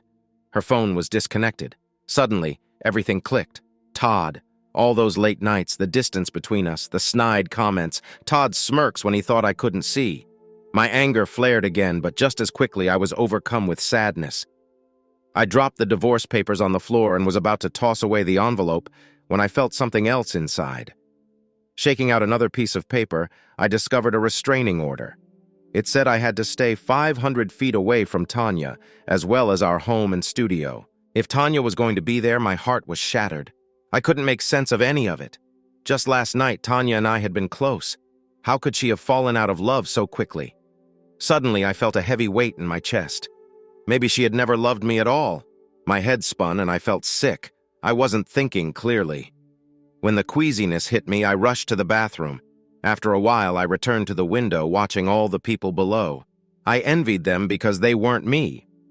If I could have opened the window, I might have thought about jumping. It felt like my reason to live was gone. I don't know how long I stood there, but then I wanted a drink. My eyes went to the minibar, and I poured myself a tiny bottle of scotch. My mind felt foggy, and the pain wasn't as strong, even though I knew I was losing my judgment. The alcohol calmed me down a bit and helped me start thinking about what to do next. No matter how I looked at it, I was in big trouble. I needed to take action, but I had no clue what to do. The only thing that pushed me forward was my wish to get back at Tanya and Todd. As I thought about it, I remembered how Suzy had left me when I needed her. I felt helpless, just like before when I had trouble with my traders. I reached for another bottle of scotch and started going through the papers. I nearly crumpled them up, but then I kept reading and things got worse. The court had frozen all our shared assets until they made a final decision. Then I found one last punch in the gut. My first-class ticket to Atlanta was gone. It had been changed to an economy-class ticket. 2 days later, everything felt cold and cruel. In that moment, anger filled my mind, clouded by the alcohol. I wanted to get back at Tanya and Todd. I promised myself that I would find a way to make them pay for the disrespect they showed me, even if it took a long time. But right then, I couldn't think of any way to do it. It was hard to accept that Tanya had betrayed not just our marriage, but also our partnership in business. It wasn't enough for them to hurt me. Tanya and Todd were trying to ruin my music career too.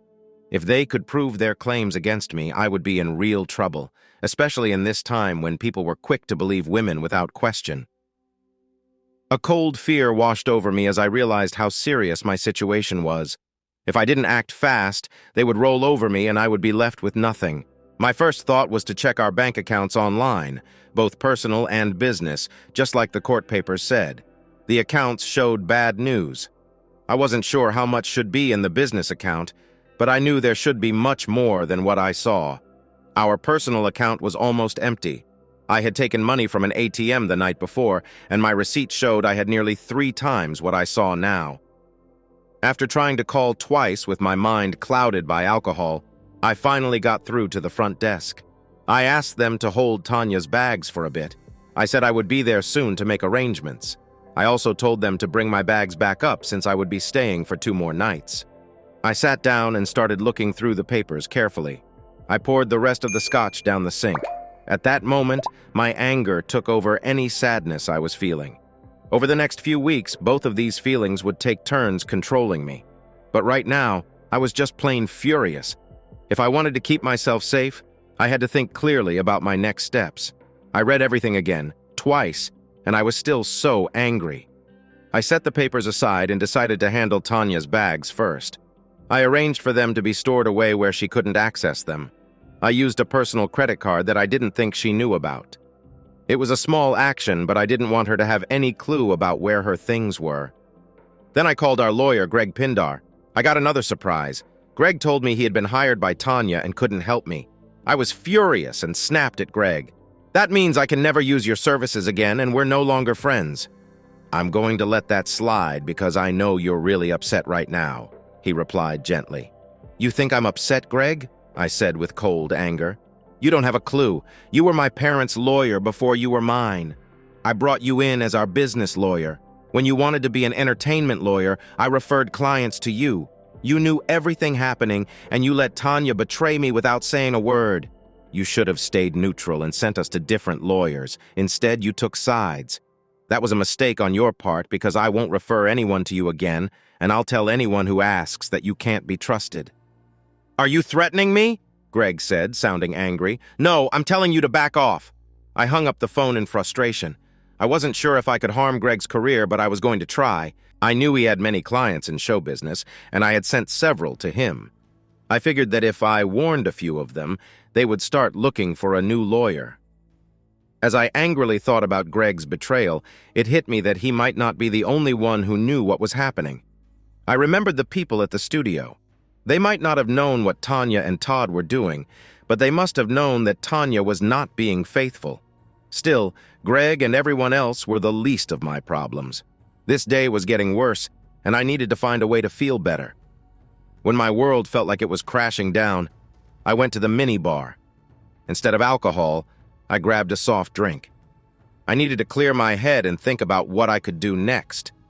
Then a thought came to me. I realized that the company would be billed for the room until I checked out. If I couldn't get money from them, I would at least make sure they paid for my snacks and drinks.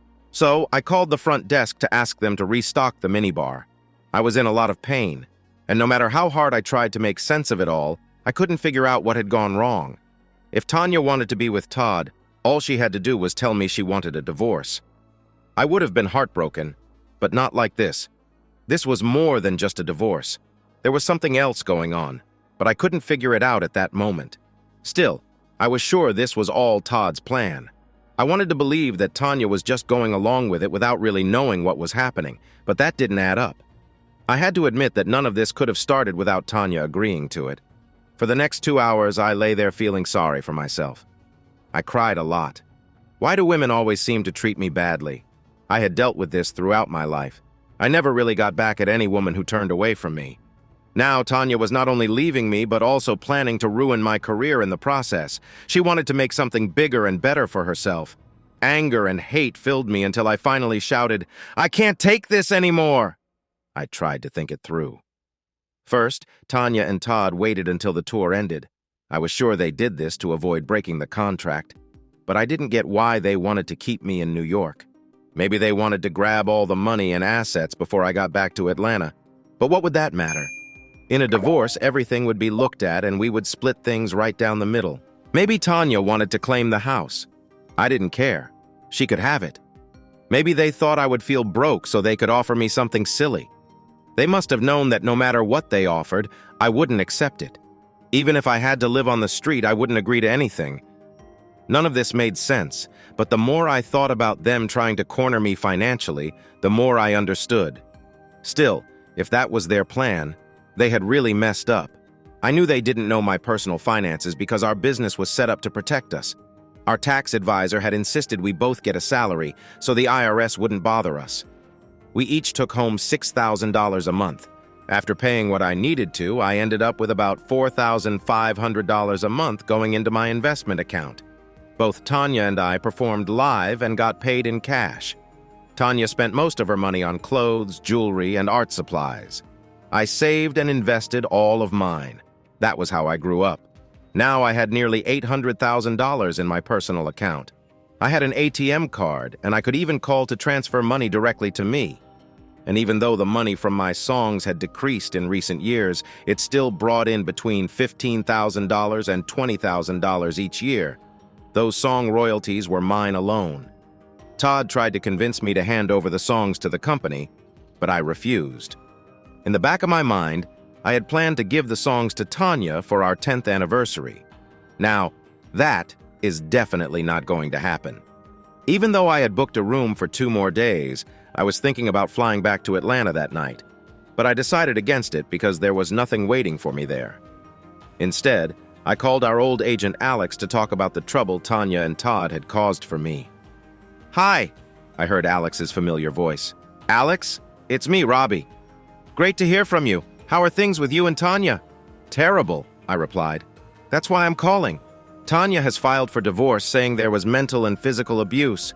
She and Todd have also put a restraining order against me. They are trying to cut me off from any business we have and stop any talks between me and Tanya. They've also brought in Greg Pinder.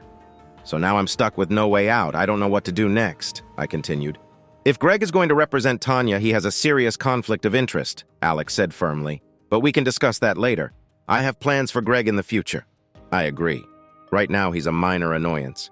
Alex was quiet for a moment, then sighed. "I'm sorry, Robbie. I should have said something when you and Tanya got married. I knew you cared a lot about her, but I also knew she didn't feel the same way. Tanya told me she liked you but didn't want to get married. Then I made the mistake of casually mentioning that a wedding could bring a lot of attention. Tanya jumped at the idea. That's when I realized that while she cared about me, Tanya cared much more about her career. She is desperate for fame. I felt small as I thought about my relationship with Tanya. I realized I was far more in love with her than she was with me. Now I wondered if everything about our marriage had been a lie. "Robbie, I know this is hard for you," Alex said kindly, "but I'll help you in any way I can. From what you're saying, your marriage is over. What do you want to do now?" I felt a wave of emotions. I was surprised by what I said next. "I want to get back at her. She ruined what was most important to me. I want to take away what matters to her." There was a long pause on the other end of the line. Then Alex sighed again. "I don't know what that means, but I really suggest you walk away. Let the lawyers handle the divorce and the business matters. You're talented enough to start fresh on your own. Don't let this get to you." "It's too late for that," I admitted, feeling bitter and wanting to make Tanya pay for her choices. I knew that her biggest dream was to be a star, but right now I didn't know how to stop her. It seemed unlikely that things would go well for her, no matter what Todd had in mind, but I couldn't accept that. I needed to find a way to stop her from becoming famous. That would be my way of getting back at Tanya. If Tanya didn't succeed, she might turn against Todd. That would be interesting to see. "Okay," he said with a sigh. "I'm not sure how you plan to get back at Tanya, but let's start with what we can do now. I'll give you the number of a lawyer for your divorce. He's very good. I'll also give you the number of a business lawyer who can help with your rights. If you can't afford it, I'll cover your costs." "No thanks, I have enough money," I replied. Just then, Alex suddenly said, "Wait a second, Robbie. There's something on the news about Tanya." I spent a very long 2 minutes waiting by the phone until Alex came back. "Todd just announced your divorce, saying it's because of physical and emotional problems. He also said Tanya is starting her solo career. They're going to record a new album with new songs. Todd also said they're planning a tour for Tanya. They're not wasting any time," I said, feeling hopeless. A terrible feeling hit my stomach. I whispered to myself about my songs. I dropped my phone and started searching through my bags for the boxes that held my songs. I finally sighed in relief when I found them. But that relief vanished when I picked up the boxes. They were empty. Tanya had taken my songs. Suddenly I remembered Alex was still on the line. "Alex, are you still there?" "Yes," he replied, sounding puzzled. "What's going on?" "Tanya took my songs," I said desperately. "That makes sense now," Alex responded. "Todd is terrible, but he's smart. They left you in New York so they could go back to Atlanta and work on their new album. It looks like they plan to steer everything their way. They'll try to gain sympathy and make you look bad. I can get people to help you with that," he continued. "Just make sure to share your side of the story whenever you speak to the media. Clearly deny the abuse claims and explain how they are trying to take your part of the company. I know it seems really bad right now, but don't lose hope. I'll help you fight back." When I hung up, I felt like a man again, not the person Tanya wanted me to be. I gathered all the papers and sorted through them so I could talk smartly with the lawyers. By the time I called them, Alex had already let them know I'd be calling. I sent the legal papers and arranged for the fees to go into their accounts. Now, I had nothing to do and was stuck in New York for 2 full days and part of a third. And to top it all off, I really disliked New York. It's a dirty, smelly city filled with rude people. Most of the New Yorkers I've met are unfriendly, proud, and short-tempered. I really don't understand why anyone would want to live here. With nothing to do and feeling trapped, I needed something to distract myself. If I stayed in my room, I would start thinking about Tanya and dive back into the minibar. So I decided to take a walk. I thought I'd wander around for a bit and maybe catch a show later. Anything to keep my mind off my sadness. The walk turned out nice. It was a lovely spring day, and the heavy rain from the night before had freshened up the air and cleaned the city a bit. The temperature was around 60 degrees, and despite the New Yorkers, I was enjoying my time. The first thing I did was visit an ATM to take out another $600. New York is very pricey, and I knew I wouldn't have enough money to last long, even with what I got yesterday and today. The only place in Manhattan I was familiar with was Central Park, so I decided to head there. I wanted to escape from the rushing crowd of people everywhere. I paused at the top of the stairs leading into the park. At the entrance, a young woman around 25 was playing guitar and singing. She wore a simple summer dress and had loose blonde hair. Her face was nice, but she looked a bit thin. There was an open guitar case in front of her for donations, and it had some money in it. If she depended on that, it was no wonder she looked so thin. I found her interesting because she could hardly play the guitar, but her voice was lovely. I looked at her arms for signs of trouble, but didn't see any. The more I watched, the more curious I became. Finally, I reached into my wallet and took out $100 to offer her. "Hi, how are you?" I asked the young woman politely. She looked nervous and uncertain. "I'm fine," she mumbled. "Here's the deal," I said with a smile. "I'll give you $100 if you let me play guitar while you sing. I promise, it's nothing strange." "I'm not doing anything weird," she said, crossing her arms. "I know it's New York and everyone is quirky, but I just want to make a simple deal. $100 if you let me play the guitar while you sing. I might sing a little bit too."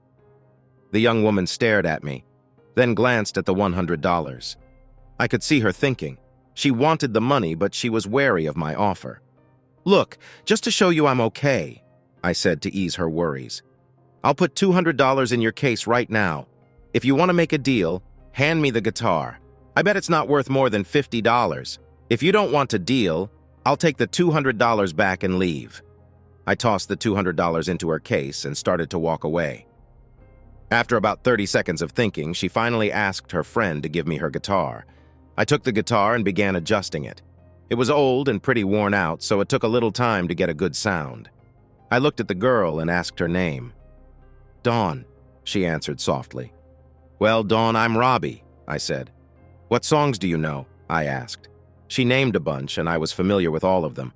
After thinking for a moment, I suggested we start with Amazing Grace. That song has a way of moving people. I wasn't sure how New Yorkers would feel about it, but I hoped it would connect with even half of them. We had a rocky start.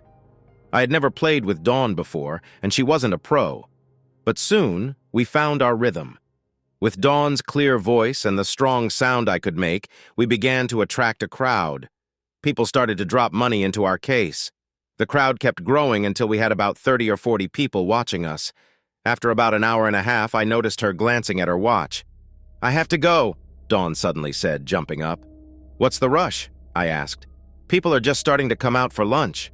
She explained that she needed to get back to New Jersey to pick up her daughter. That was a good reason to end our little concert early. I felt a bit let down because I was having a great time. Reluctantly, I handed the guitar back to her. Dawn tried to put it in the case, but it wouldn't close because of all the money. With the $200 I had given, she should have had around $400, but a lot of it was coins. Dawn emptied the coins into her pockets and purse, and soon she was jingling like a bell. "How are you getting home?" I asked as we walked outside. "I'll take the bus from the harbor and switch when I get to New Jersey," she replied. "I can't let you do that," I said. "It's not safe.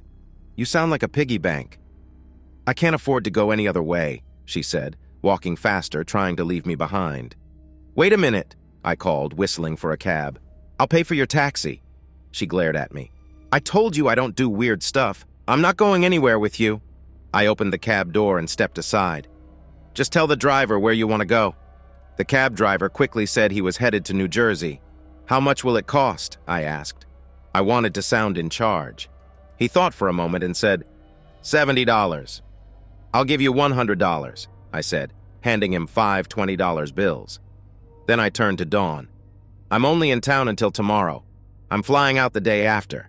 If you want to play again, meet me here at 10 in the morning. If you can't make it, that's okay too. But if you come, I think you'll do even better than today." As I watched the cab drive away, I suddenly had an idea to get back at my wife, Tanya. I would return to see Dawn tomorrow if she showed up. Just the day before, Tanya had surprised me by filing for divorce. Tanya took control of all our money and property and even put a legal order against me.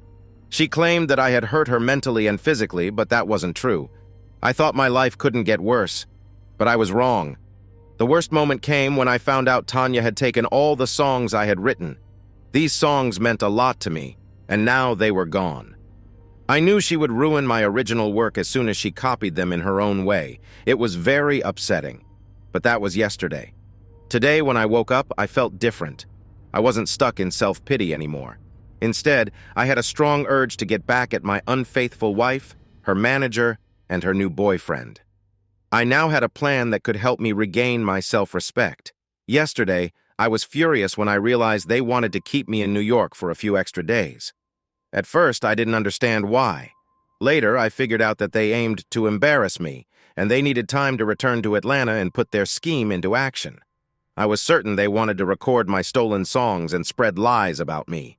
They changed my first-class ticket to a cheaper one and pushed my flight back 3 days to give themselves time.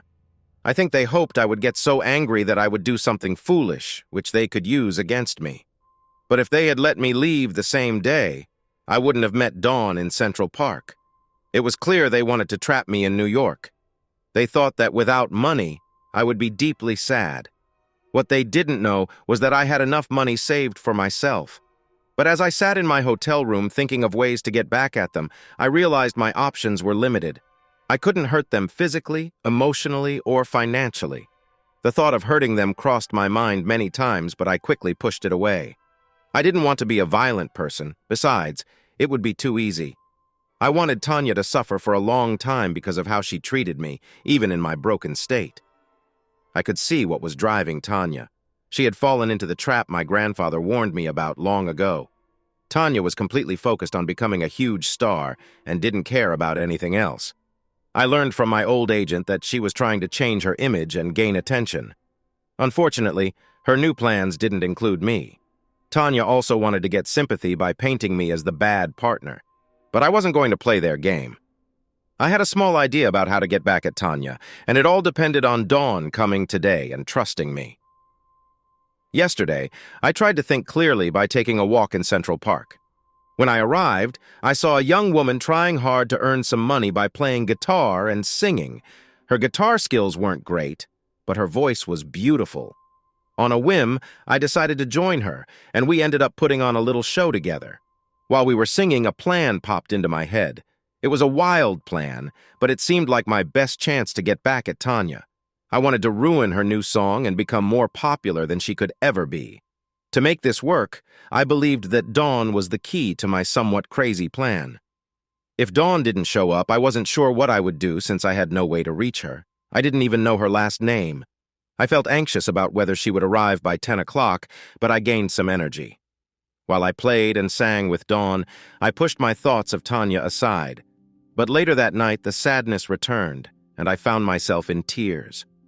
When morning came, thinking about playing my music helped me feel better. I took a quick shower, had breakfast, and went outside. I found a music store that opened at 9 and bought a guitar. It wasn't too expensive, but it was definitely nicer than Dan's. By 9:30, I was sitting on the stairs waiting. When it hit 10:20 and Dawn still hadn't shown up, I started putting together my new guitar. I felt disappointed, but just when I thought about leaving, I spotted her rushing down the street. Dawn was holding a little girl's hand. She was walking as fast as she could, but the child's short legs slowed them down. I was so worried she wouldn't make it. "I'm glad you're here," I said to a breathless Dawn. "I'm sorry, I'm really sorry," she replied. "I couldn't find anyone to watch my daughter." I could see the worry in her eyes.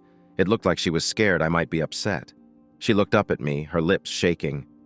"Don't worry," I said, smiling as I held my new guitar. "That's a nice guitar," Dawn said, looking at it. "It's not the best," I replied while tuning it. "But it's definitely better than your old one." While I tuned, I noticed Dawn and her daughter more closely. The little girl looked about 4 or 5 years old, and it was easy to see they had similar features. I also saw that Dawn had brushed her hair and worn a little makeup. She had on a new dress that was just as nice as her last one. Dawn was pretty, but a bit thin, and her daughter seemed a little too thin, too. It looked like they could use some help. Dawn was not doing well with the money she made from singing in New York. Dawn's daughter clung to her mother's leg, peeking out to look at me. I smiled at her and said, "You're a pretty girl. Would you like to help us sing?" The girl quickly hid her face against her mom. Dawn said, "I'm sorry. She's very shy." I waved my hand and replied, "No need to say sorry. When I was her age, I wouldn't even come out of my room if visitors came over." Then I remembered I had brought some snacks from my room. After filling up the minibar, I had plenty left. "Want a cookie?" I asked, holding out a bag of chocolate chip cookies. The girl looked at the bag and then at her mom. Dawn nodded, but Allison didn't take them, so I handed them to her mom instead. "She's smart not to take a cookie from someone like me," I said with a grin. Dawn smiled and knelt next to her daughter. "This nice man and I are going to sing songs," I want you to sit next to me and eat cookies while we play. Can you do that?" Allison nodded but stayed quiet. Soon she was beside her mom, happily eating cookies. It was clear she was hungry.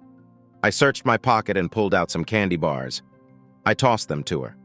"Here, I don't know if you like these, and it's okay if you don't." Dawn opened a new package and whispered to her daughter. Allison nodded and looked at me with a smile. "Thanks for the cookies." "My pleasure," I said, smiling back. "And I still think you're a lovely girl." The girl giggled and hid her face in her mom's leg again. Before we started again, I said, "I'd like to introduce myself. I'm Robbie Wilder, and you are?" Dawn blushed a little. "Oh, we didn't say our names yesterday. I'm Dawn Samuels, and this is my daughter, Allison." "Now that we've introduced ourselves, let's sing," I said as I began to strum my guitar. We started with Amazing Grace, which brought in a small crowd. More and more people gathered, and donations kept filling Dawn's open guitar case. Around 11:30, I saw it was time for a break. Dawn looked tired, and Allison seemed nervous. I announced to the crowd, which had grown to about 50 or 60 people, "We'll take a break for about 30 to 45 minutes. We need to grab a bite to eat, so please come back and tell your friends." The crowd groaned a little, but then began to leave. I put away my guitar and looked at Allison. "Hey there, do you want something to eat?" Allison looked up and nodded. "Do you like hot dogs?" She nodded again. "There's a vendor over there," I said, pointing. "I'll get us something to eat and drink. How many do you want?" "2," she said softly, holding up 2 fingers. "Allison," Dawn said, sounding serious. The girl looked at the ground, then at her mother, and finally at me. "Please," she said softly. I chuckled. "How many do you think your mommy will have?"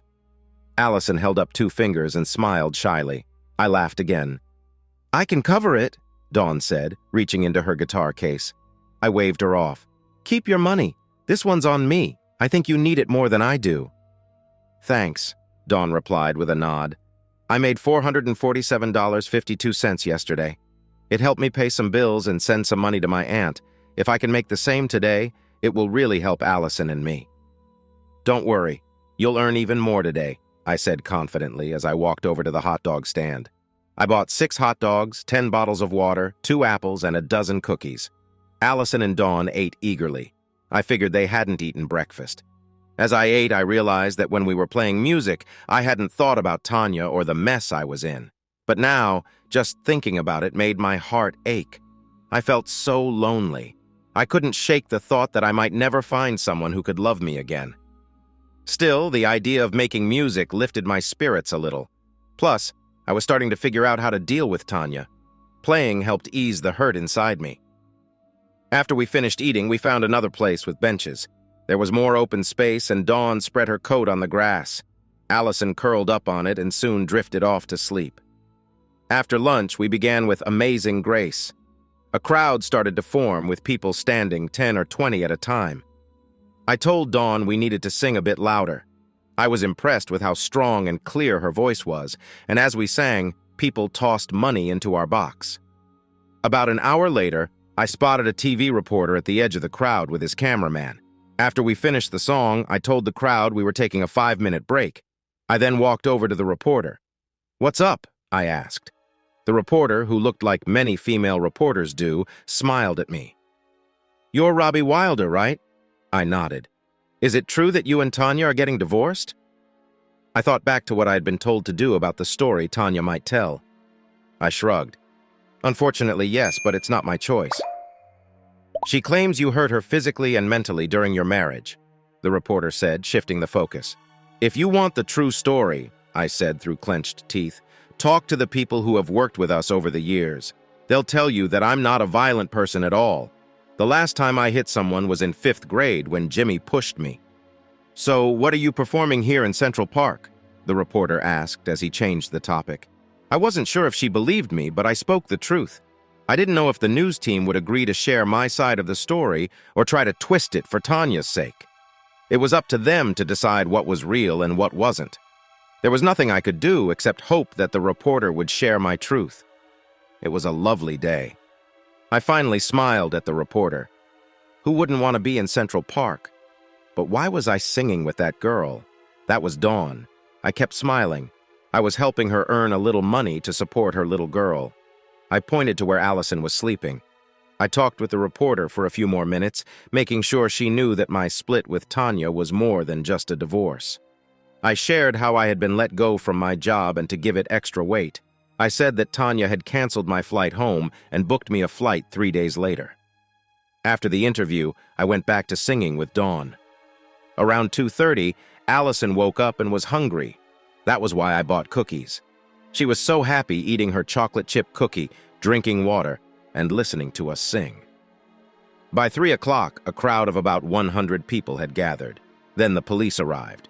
They told us it was time to wrap things up. People often complain about the police, and sometimes it's fair. But the 2 officers who asked us to stop were very kind. They apologized and said we could return tomorrow, but warned that if the crowd got too big, they might have to end it again. I gave each officer a bottle of water and a cookie. I assured them it was just a thank you gesture. They laughed and wished us well. I was glad they didn't know who I was and treated me like anyone else. After that, I took Dawn and Allison out for an early dinner. When our plates arrived and Allison got crayons, she won over the waitress's heart.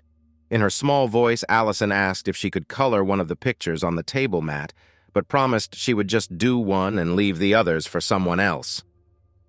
The waitress brought 3 more coloring mats and told Allison she could color as much as she liked. She even surprised Allison with a special dessert, saying it was on the house. I quickly shared an idea that had been on my mind all day. I hoped to set up a new gig for the 2 of us. Dawn was cautious at first. I kept pushing because I thought it could help her earn money to support her daughter.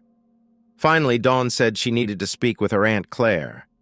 I wasn't sure if she was trying to avoid me, but I understood. This was a big choice for her. I was asking her to change her life and her daughter's life by coming with me to Atlanta. I told her that I would support whatever choice she made. I also mentioned that I still needed to organize a lot of things. If I couldn't sort it out, I would leave her my new guitar and $500. But if I could get everything in order, she and her aunt would need to decide if they wanted to come back to Atlanta with me and take a chance on my plan. I said I would call her in the morning if they weren't interested. The guitar and the money would stay at Don's house, and I would fly back to Atlanta by myself. After 3 hours on the phone that night, everything started to come together. Even Alex was on board. He wanted to get back into music, and his doctor had given him the okay to work. Alex also told me that Todd said Tanya would be releasing 2 new songs the next week. I guess they were the same 2 songs that had been taken from me, but there was no way to stop it because I didn't have the rights to the songs. The idea that Tanya would benefit from her betrayal only made me angrier. I wanted to bring her down so badly that it pushed me to work harder for my dreams. If my grandfather was trying to send me a message from far away, I wasn't paying attention. That evening, I watched the news and was surprised by what I saw. They had actually done a real investigation. They talked to people I had worked with, and they said they had seen no violence at all. They all said I was a loving husband who wanted to make my wife happy. Some even claimed I was too nice. When the reporter caught up with Todd, he seemed a bit uneasy. The reporter told Todd that people who worked next to me and Tanya hadn't confirmed any abuse. But Todd quickly adjusted his story and insisted that the abuse took place behind closed doors. He also said Tanya never spoke up because she feared it would hurt their business. Todd kept lying, saying that Tanya finally couldn't take it anymore and filed for divorce. When they asked about freezing my money and switching the airline ticket, he had a smooth answer.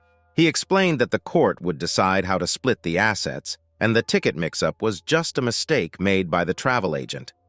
I had to admit he was a good liar. I found it especially interesting when they talked about Don and Allison. They looked so scared and unsure when the camera filmed them, and I really liked the last part of the news. The reporter said that even though my career seemed to be struggling, I appeared more focused on helping a mother and her daughter. I recorded the interview and shared a copy with Alex. A few minutes later, my phone rang. "Robbie, this interview is amazing," Alex said happily. "It won't change what Tanya and Todd have done, but it will give us an advantage they never expected." We talked for another half hour about what I needed to do before Alex began using his contacts to help start my new career. There were many decisions to make and a lot to do in that time. But to get back at Tanya, I needed to handle one important thing. I had to show Don and her aunt that I wasn't a bad person and that my plans were serious. The next morning I called Dawn, and she invited me to New Jersey to meet her aunt. The cab driver to New Jersey was very nice. I gave him a good tip. I searched a bit, but I found their apartment. It was a little old, but the area outside was well kept, even though the neighborhood was not the cleanest. I had seen worse places. The apartment was simple, with 2 bedrooms and 1 bathroom. The living room had a couch and a few pieces of furniture. One bedroom was bigger, with a bed and a dresser.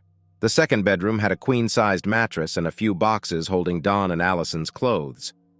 "Robbie, this is my Aunt Claire Samuels," Dawn said, introducing her. "She's my mother's sister." Claire was a lovely woman in her early 50s. There were a few gray strands in her brown hair, and her face had more than a couple of wrinkles. Still, her eyes were bright, and her smile was warm. I learned more about Dawn's life. Her parents had both passed away. Her dad died in a car crash when Dawn was 15. Her mom passed away 2 years later from cancer. Dawn was married briefly. She didn't want to talk about her ex-husband, only mentioning he was controlling and not kind. I could see that the last few years had been hard for Dawn. After an hour of explaining, both women understood and agreed. In fact, it was Claire who convinced Dawn that there was nothing for them in New Jersey or New York. Claire said there wasn't much for her there either. She asked if she could join us. I was excited about that idea, and having Claire with us seemed to ease Dawn's worries a bit. It took 2 more days for Claire and Dawn to finish their business in New Jersey, and by 3:40 in the afternoon, all 4 of us were on a plane to Atlanta. Even though it was just under 2 hours away, I was already feeling restless. Ideas were racing through my mind. There were many little things to sort out, from getting Dawn, Allison, and Claire settled to booking studio time. I also needed to buy Dawn a new guitar, choose a new name for her, and most importantly, begin training Dawn to become a professional singer. Luckily, Alex would be there to help with much of what needed to be done. My plan was straightforward. Since Tanya had paused my singing show, I would create an entirely new show with Dawn as my new partner. I wanted to take my time at first and then build up our performance, aiming to rise in the entertainment world. At least I wanted Dawn and me to be more famous than Tanya.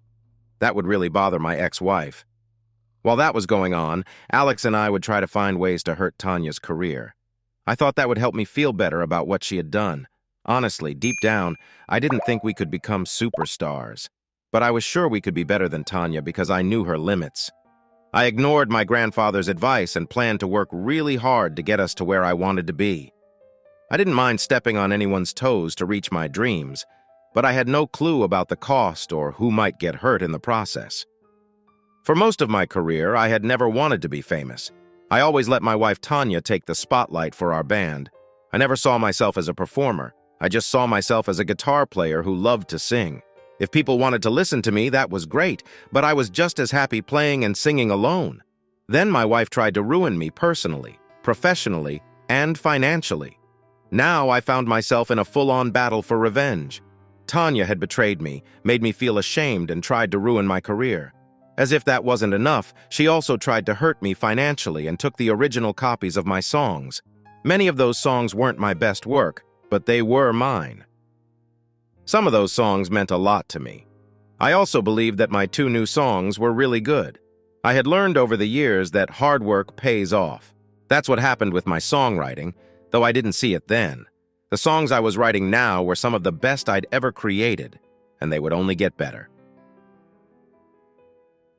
The flight from New York to Atlanta took just under 2 hours. Still, I felt restless, thinking about all the things I needed to do to start my plans for revenge. To calm my mind, I began writing a new song before we even landed in Atlanta. I already had ideas for 2 new songs, Treason Was Always in Your Heart, and Desperate Nights, Bright Tomorrow. Once in Atlanta, I decided to stay away from the busy city. I arranged for Dawn and Claire to stay with my parents in Tifton. I had thought about renting a big apartment for all 4 of us, but I decided that would feel odd. So I rented a small place for myself near my parents' house. My mom was really happy about the idea, but my dad wasn't as excited. He didn't say much, though. My mom and Claire became fast friends and both enjoyed taking care of Allison. But no matter how much attention the 2 older women gave to Allison, my dad really liked her, even if he didn't want to say it out loud. They became close. Whenever I visited, my dad would play games with Allison or read her stories. Sometimes, she would sit on his lap while he shared tales with her. Just 2 days after Dawn and her family settled in, I took her to a small studio I had set up in a rented office space. I hired a music teacher to help Dawn learn the guitar better. I also brought in a singing coach to help her find her voice. I needed to talk to lawyers, choose costumes, and even find a drama coach to help Dawn with being on stage. I was using up my savings, but I didn't mind. I was pushing everyone, including myself. Even with all the effort, no one worked harder than Dawn. She practiced the guitar until her fingers were sore. Then she would put on a Band-Aid and keep going. After a couple of months, she started to play quite well. Dawn might not become a top guitarist, but she was doing great for herself. Eventually, I felt we had made enough progress and I booked a time at a studio in Atlanta. I deliberately didn't go back to the studio that Tanya and I used. I could have returned since the restraining order was gone, but the people there knew about Tanya's cheating and never spoke up. So they were out of my life while I focused on helping Dawn improve. The divorce was still happening. Lawyers and accountants were arguing about the business. I ignored both of them, even though I wouldn't use the old studio again. I called the owner to explain my reasons. I wanted Tanya to know I was aware of her dishonesty and that there would be results. But when we arrived for our first session at the new studio, I worried everything would fall apart before we even began. Dawn was very scared the first time I put her in front of the microphone. She froze every time we tried to record. Luckily, my mom, Claire, and Allison came with us. After 2 hours without making any progress, I was really frustrated. I didn't know what to do. Finally, I called for a break and told everyone to enjoy an early lunch. I really wanted to record something because the studio was costing a lot of money with the musicians and all. So far, we had nothing. As the musicians were about to put their instruments away, Allison peeked into the studio. She leaned her head against her mother's shoulder and asked, "Aren't you going to sing, Mommy?" with worried eyes. Dawn looked at her daughter and smiled. "Look," she said, nodding. "I'm going to sing right now, baby." With those words, Dawn stood up and walked over to the microphone. I signaled the musicians to get their instruments ready. Dawn looked at me, smiled, and nodded. The recording session started and lasted for several hours, but we successfully recorded 2 songs I had written during the flight home. Alex quickly released the songs, making sure everyone noticed them. The songs did pretty well. Desperate Nights But Bright Tomorrows reached number 12, while Cheating Was Always in Your Heart only made it to number 19. These songs were meant to show everyone that my new band was real. Alex was happy because the songs got the job done and even more. On the other hand, Tanya kicked off her solo career with a lot of attention. She was featured in many entertainment magazines, and she even appeared on television a few times. She was clever enough not to make strong claims about past issues, only saying that people see things differently. Still, I worried that Tanya might use the songs she had taken from me, and there was nothing I could do about it. What made me even angrier was the thought that she might ruin my original copies of those songs. One song in particular I wrote for my grandfather. It wasn't perfect, but my grandfather cried when I first played it for him. Most people who knew Tanya understood that her main goal was to become a star, and I had to admit she worked very hard for it. What Tanya and Todd didn't realize was that while I was focused on building my new career, I was doing everything I could to hurt hers. I got people to spread both true and false stories about Tanya. I wanted to damage her reputation. Still, deep down, I felt that my plans might fail, so I pushed everyone harder. Dawn was naturally talented, and I saw great potential in her. Alex agreed with me after watching a YouTube video of us performing in Central Park. I felt fortunate that he decided to come out of retirement to help manage both Dawn and me. The legal issues had become complicated, and I mostly paid attention only when the lawyers insisted, except for when the restraining order was lifted, allowing me limited access to the income from Tanya's and my old business. I didn't care anymore. I knew the divorce would eventually be finalized and the business issues would be resolved. But right now, I was focused on getting back at Tanya for the rumors I spread.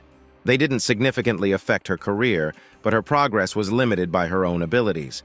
Still, I knew I had to do better than she did because only then would I feel like I had truly gotten my revenge. Only then would Tanya see that it wasn't me holding her back, but she who was holding me back. I knew this realization would hit her hard.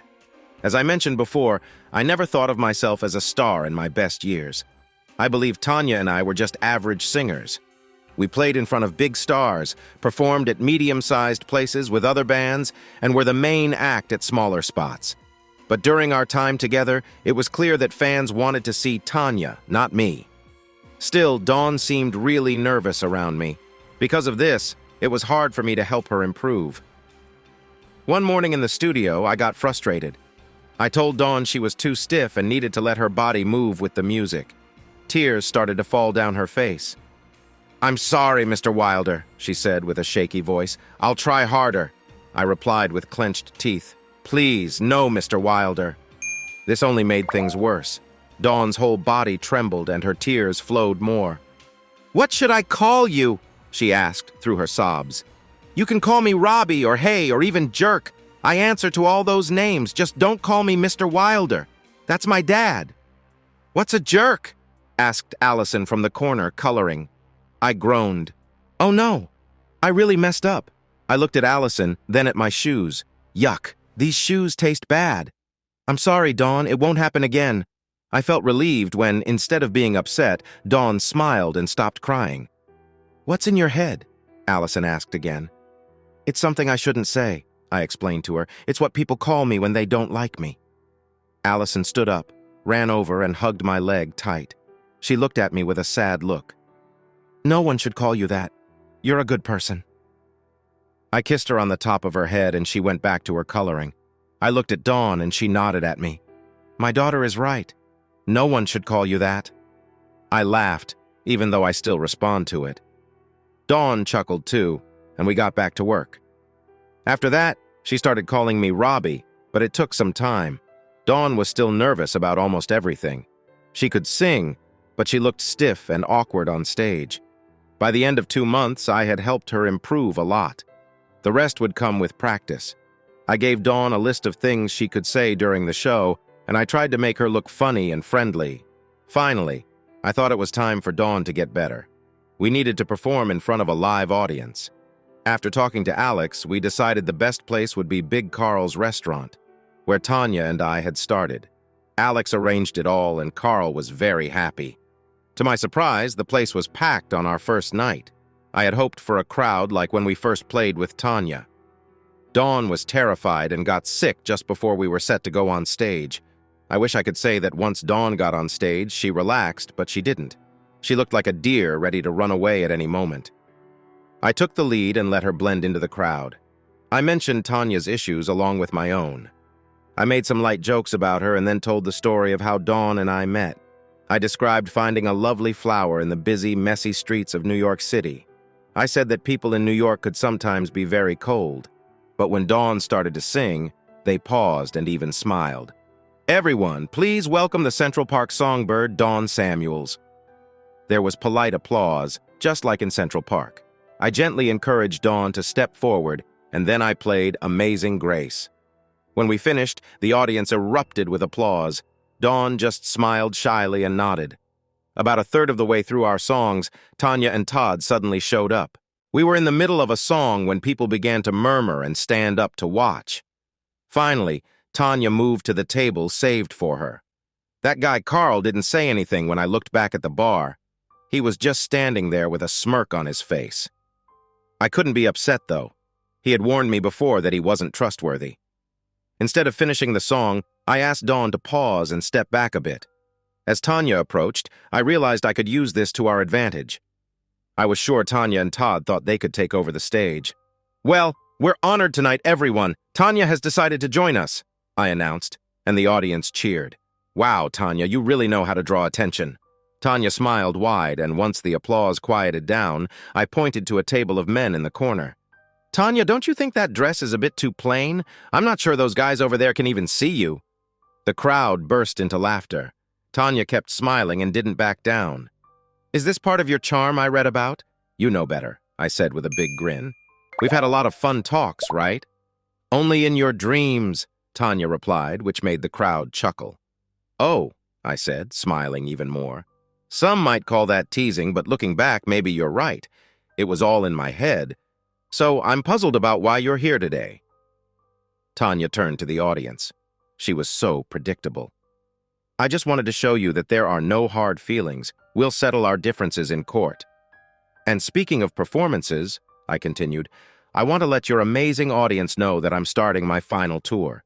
We begin right here in Atlanta at the Cobb Energy Performing Arts Center in 2 weeks. Seeing what she was up to, I jumped on the opportunity. In this joyful time, why don't you come over and give these people a taste of your concert? How about you sing one of your old songs? Your friends would love to hear Tanya sing, right? It was a nice surprise for everyone there, and they responded happily. I knew many of them were curious about what I would do now that Tanya and I were no longer together. Plus, they didn't have to pay to watch. Now, they were about to see Tanya and me back together again.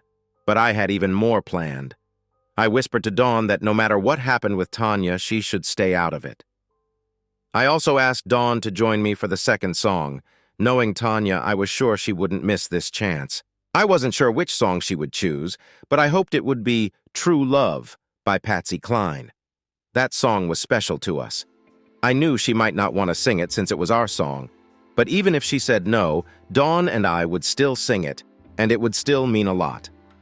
After thinking for a moment, Tanya nodded and walked up to the stage.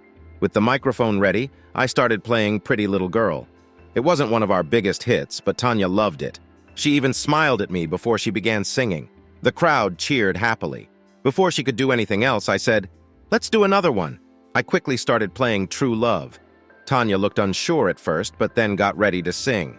To everyone's surprise, Dawn joined in as well. The crowd cheered loudly, and Tanya looked confused as we continued singing together. I turned back and forth between Tanya and Dawn.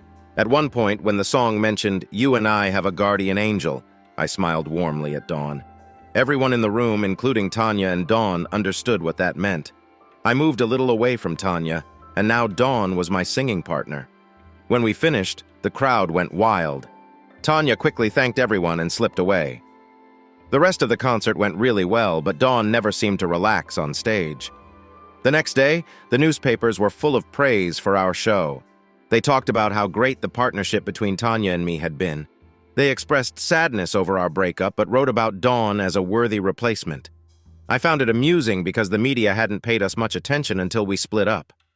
Still, I was very happy about the publicity we received.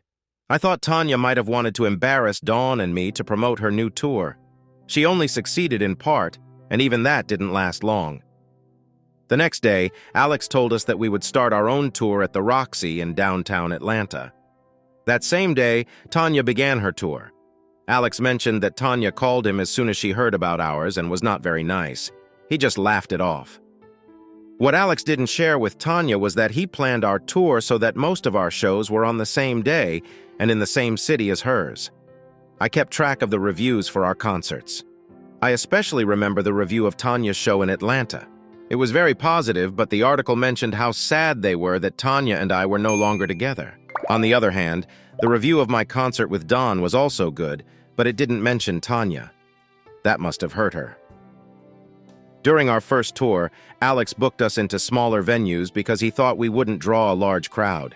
He wanted our tour to be a financial success. Some places we played could only fit about 300 people. Meanwhile, Todd invited Tanya to larger venues, and at first they did really well. But by the end of the tour, the shows were not selling out. Todd also turned down all offers to open for any big stars. Even though we traveled from city to city, I kept writing new songs on the road. I finished 5 of them. 4 were duets, and I sang the last one solo. We started playing the new songs at our shows, adding one at a time. When we returned to Atlanta, we went to the studio and recorded a new album with all 5 songs. My Woman and My Lover began to rise on the country charts. It reached number 2 and stayed in the top 10 for 6 weeks. A week after our album hit number 2 on the country chart, it made it to number 9 on the Billboard pop chart. It took almost 8 months, but I would say Dawn and I were definitely doing well. We might not have been superstars, but I was proud of our growth in the music industry. During that time, Tanya wasn't really making a big splash. She was doing all right, but Todd couldn't help her reach the top. After one show, a reporter asked me how I was doing after my breakup with Tanya. I said I was doing great. Then he asked what I thought about Tanya's new career. I knew he was trying to get a reaction from me, so I replied, "I have no idea what Tanya is doing. Is she still performing?" It seemed Tanya heard what I said and had some harsh words for me during her next show. Now there were constant disagreements between us. I always tried to keep my comments light and joking. Tanya, however, became mean at times. It didn't help her at all. The lawyers were urging us to wrap up the details of our old business partnership, to end it and split what we had. But when Todd took over the finances, he changed everything, making it hard to understand what was going on. It was a complete chaos. By that time, I had accepted that Tanya had taken the songs she shouldn't have. I was still sad about the song I wrote for my grandfather being lost. While the fight over the business continued, the divorce was moving at a crawl. The main problem was still Todd's confusing accounting. I was supposed to get half of what we earned during our marriage, but Todd's messy accounting made it tough to figure out what we owned and where it was. Todd had set up many companies, with money moving around from one to another. My lawyer hired an accounting firm to go through everything to find an accurate list. According to the accountants, Todd was no help at all. Also, much of what they discovered was very painful to hear. When the accountants looked into travel costs, I learned that the trips Tanya and I went on separately were a cover-up. I thought Tanya was by herself while I was in another part of the country. Todd claimed he was in Atlanta working, but he was on every trip with Tanya. They even shared a room during those trips. It must have been a big joke for them while I looked foolish. Yet as my legal issues dragged on, my music career was thriving. Our latest album was doing really well, and we had concerts lined up until the end of the year. True, many of those concerts had other artists joining us, but we were still earning good money. To make things even better, I was up for a Grammy Award for my song My Woman and My Lover in the Best Country Song category.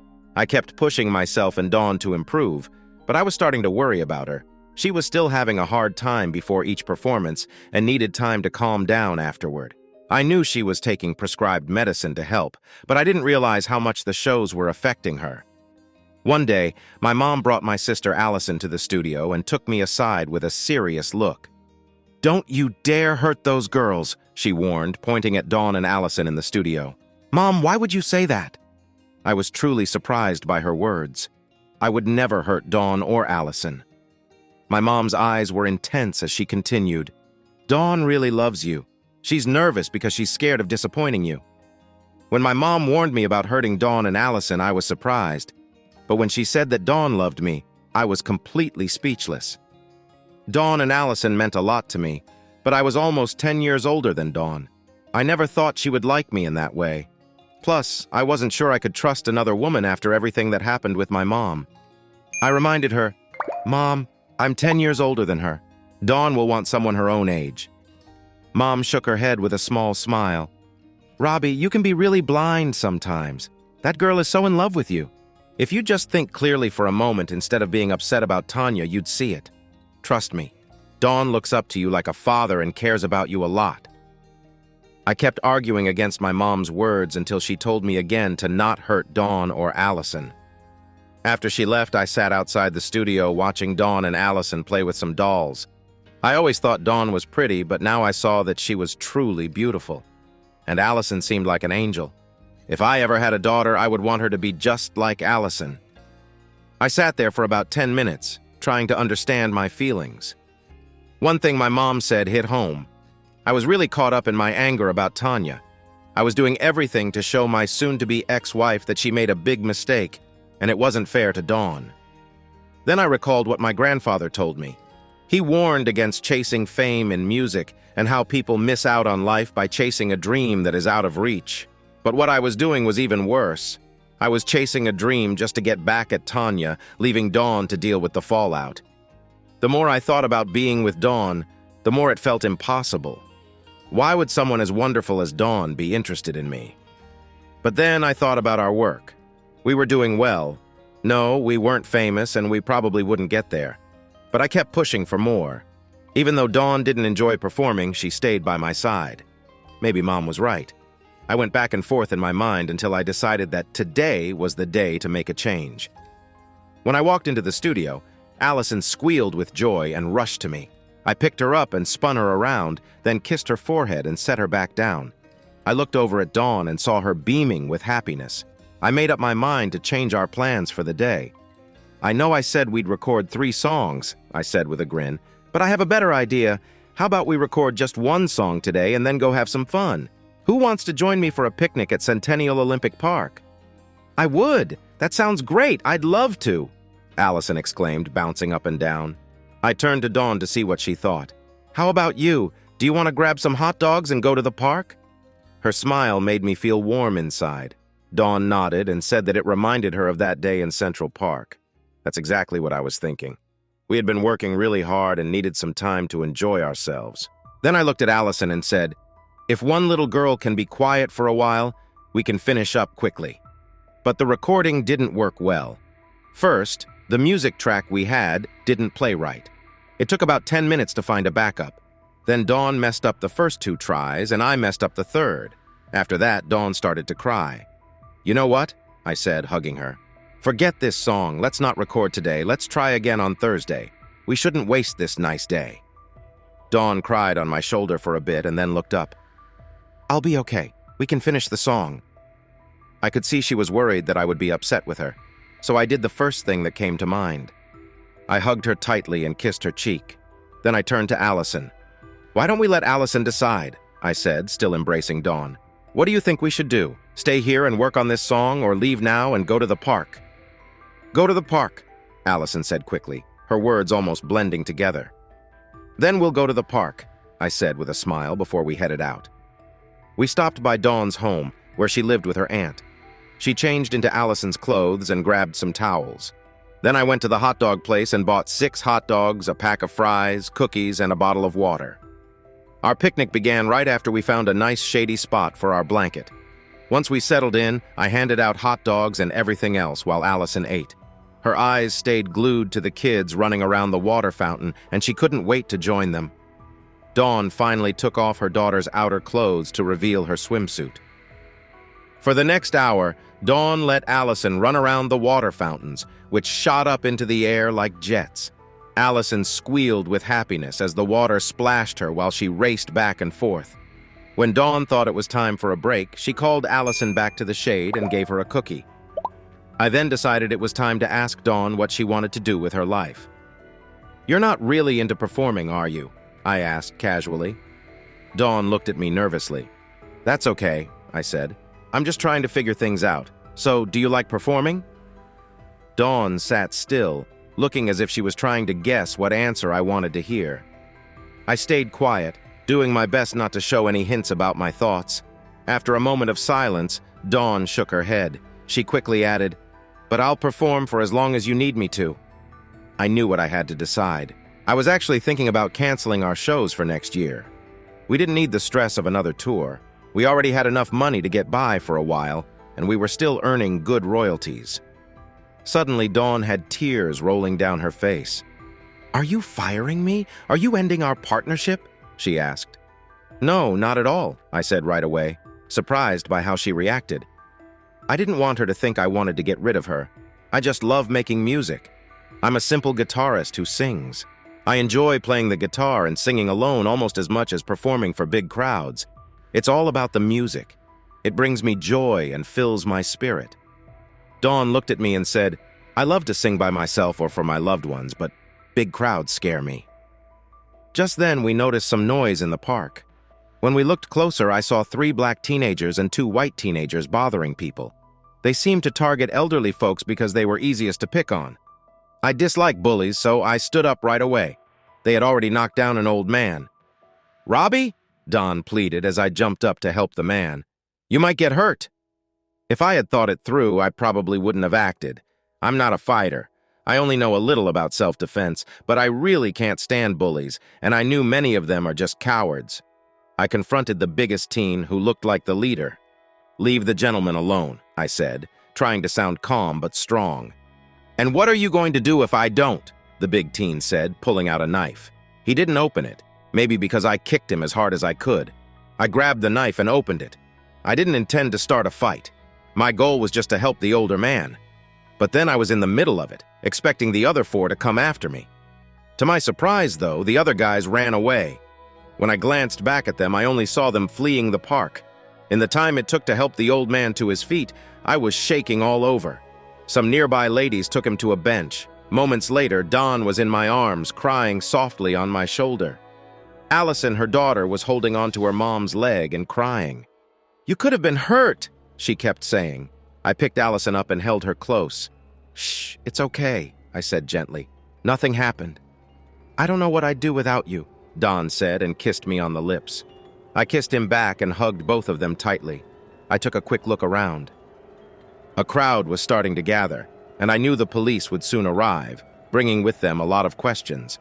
I felt relieved that no one recognized us yet. We needed to get out of there.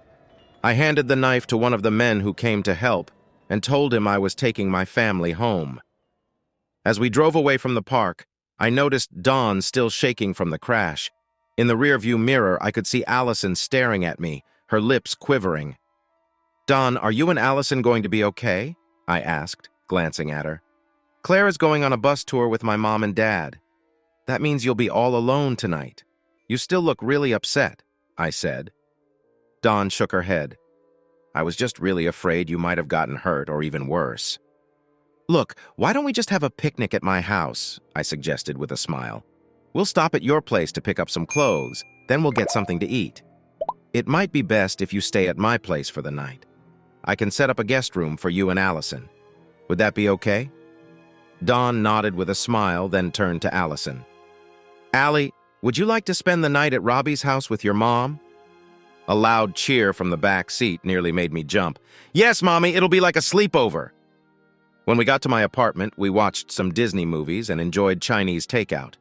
After that, I led them to the guest bedroom. That night, after Dawn and Allison went to sleep, I went to my room and got into bed.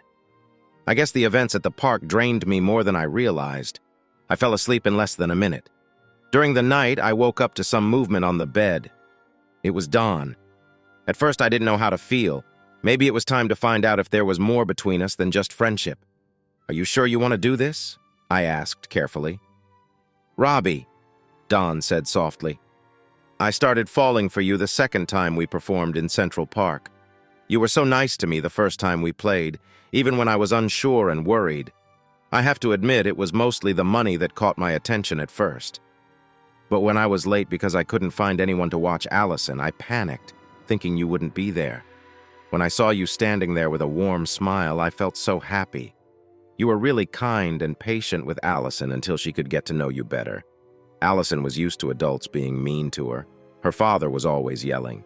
"There's nothing special about me," I said, not believing what she said. "If your husband was yelling at Allison, he must have been a bad person. Allison is one of the kindest girls you could ever meet. How could anyone treat her badly? The person who hurt her was terrible. But I was scared to leave him," Dawn said, her voice shaking. "I finally had enough when he hit Allison. I couldn't believe it." "Did you call the police?" I asked.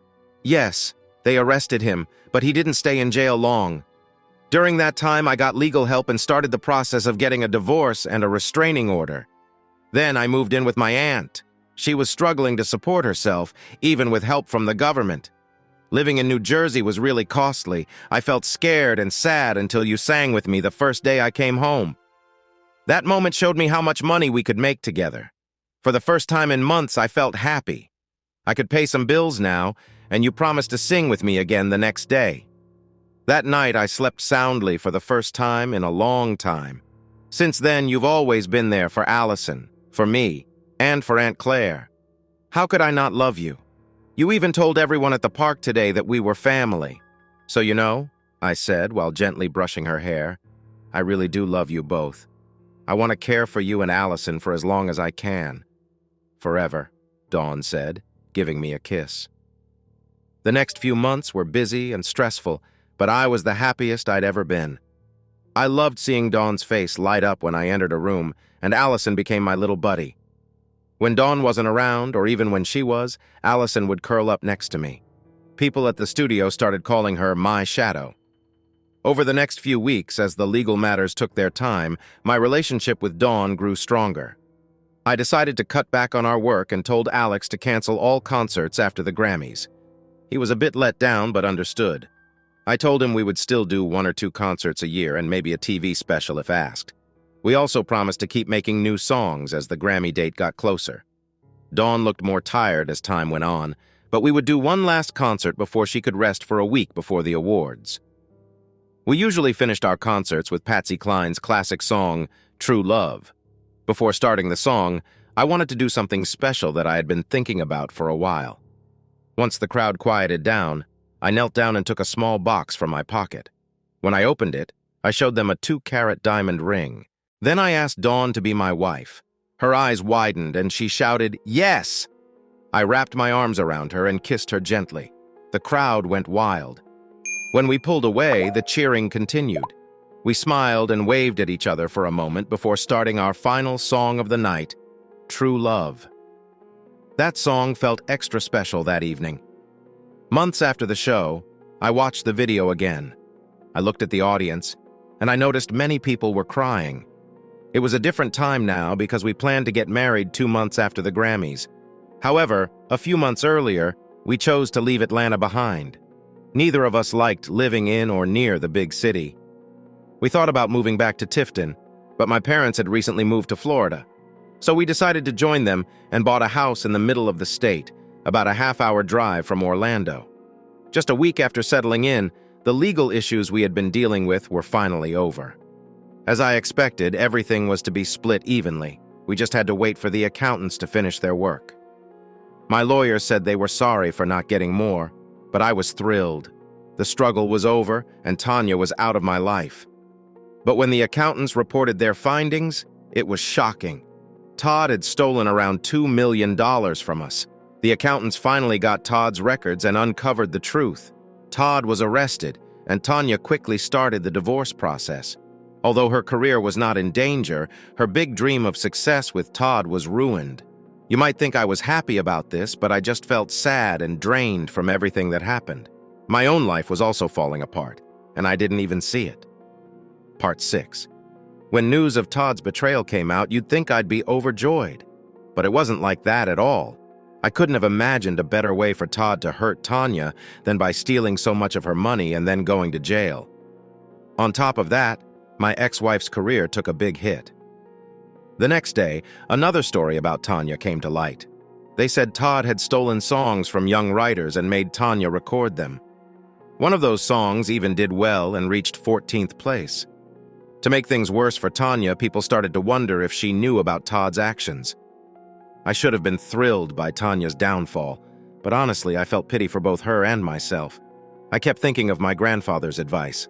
Losing money must have hurt Tanya, and the song scandal damaged her reputation. But I believed what really hurt her was realizing that Todd had used her without helping her career at all. It should have been a serious blow, but for me, it was just something to think about briefly. I didn't love Tanya anymore, and while I felt sorry for her, I wouldn't lose sleep over it. Now that Dawn and I were engaged, my main focus was on my future wife and our daughter, Allison. I was a bit sad to give up my music career, but I would gladly trade it for the love of Dawn and Allison. Sadly, I had pushed myself so hard for so long that just when I found true happiness, disaster struck. After our last concert, it was clear that Dawn was really tired. I felt worn out too, so I suggested we skip the Grammys and just take it easy. But to my surprise, Dawn really wanted to go. When I asked her why, she smiled and said she wanted to see all the famous people. I couldn't help but laugh a little. However, the Grammys turned into a big problem and my life began to feel chaotic. I had planned to go back to the studio right after our tour, but Dawn was so tired and not feeling well that I told her to rest. I also insisted she visit the doctor for a checkup. Our doctor found out she had a condition called diverticulosis and suggested antibiotics, rest, and some changes to her diet. Dawn followed the doctor's advice, and it seemed to help her as she recovered. I recorded a song called Please Say You'll Love Me Forever. I wanted to record it with Dawn, but because she wasn't well, I decided to do it as a single. Once Dawn felt better, I thought we could record it together. When we finished the song, Alex released it as a single. I hoped that if we won a Grammy, it would help the song become more popular, but that didn't happen. On the day of the Grammys, Dawn said her stomach hurt, so I suggested we skip the event again. Dawn said she would take an antacid but insisted we should still go. I was shocked, but agreed as long as she rested all day before the award ceremony. She did her best to relax the night before the big event. We both dressed up nicely. I wore a tuxedo, and Dawn wore a lovely light blue dress. Before we left, I turned on the TV to the channel showing the Grammy Awards. I told my parents that Allison could stay until 9 o'clock at night. I hoped she would at least see us walk the red carpet. When we arrived at the theater, I noticed that Dawn looked pale, but she was determined to go inside. In hindsight, I should have been more thoughtful and asked the driver to take us to the hospital. When I suggested it, Dawn said no, but agreed to go to the emergency room instead. About halfway down the red carpet, we were asked for a quick interview. Dawn agreed right away because she knew that back home, Allison would be glued to the TV. But when the reporter asked his first question, Dawn's face went pale and she started to feel weak. I quickly picked her up and rushed outside, hoping to find our limo, but it wasn't there. Luckily, I saw a police officer and asked him to call an ambulance. Just a few minutes later, we were headed to the nearest hospital. Dawn went into the hospital, but I was not allowed to follow her. Instead, I was taken to a waiting room. I had never felt so scared and confused. All I could do was pray and worry. About 2 hours later, my parents and Claire arrived, carrying a sleeping Allison in their arms. My mom held me tight, and I cried on her shoulder for a long time. When I stopped crying, I picked up Allison and held her close. After 3 hours, the doctor came to talk to us. He said that Dawn's intestines had burst, and they had to remove part of them. She would need a special bag for several months. Right now, though, they were worried about an infection that had spread in her belly. If they didn't fix the infection, Dawn might not make it by morning. Allison woke up in my arms and asked, "Where's Mommy?" She looked up at me. "Your mom is really sick," I tried to tell her, my voice shaky. "The doctors are working to help her." Allison hugged me tight. "Mom said you would take care of us and keep us safe. So as long as you're here, I know Mom will get better." Hearing this made me sad again, and I think I scared Allison because she started crying too. My mom took her away from me, and I just sat there feeling lost. Soon after, a nurse came in. The nurse said, "You can see your wife for a few minutes." I didn't correct her and say we weren't married yet. I was scared I wouldn't get to see Dawn at all. She looked so small and weak in the hospital bed. I couldn't believe how many IVs were giving her medicines. I knelt by Dawn's bed and took her hand. She opened her eyes and smiled at me very softly. "How are you feeling?" I asked. "About as good as you look," she replied, her voice weak. "I love you," I said, kissing her hand. "I love you too," Dawn said, and then she drifted back to sleep. They told me I could visit her again in the afternoon. I gathered up my family and we went home. My mom made breakfast, but I didn't really want to eat. Allison insisted on having her breakfast on my lap. When she went to bed around 9:30, I fell asleep too.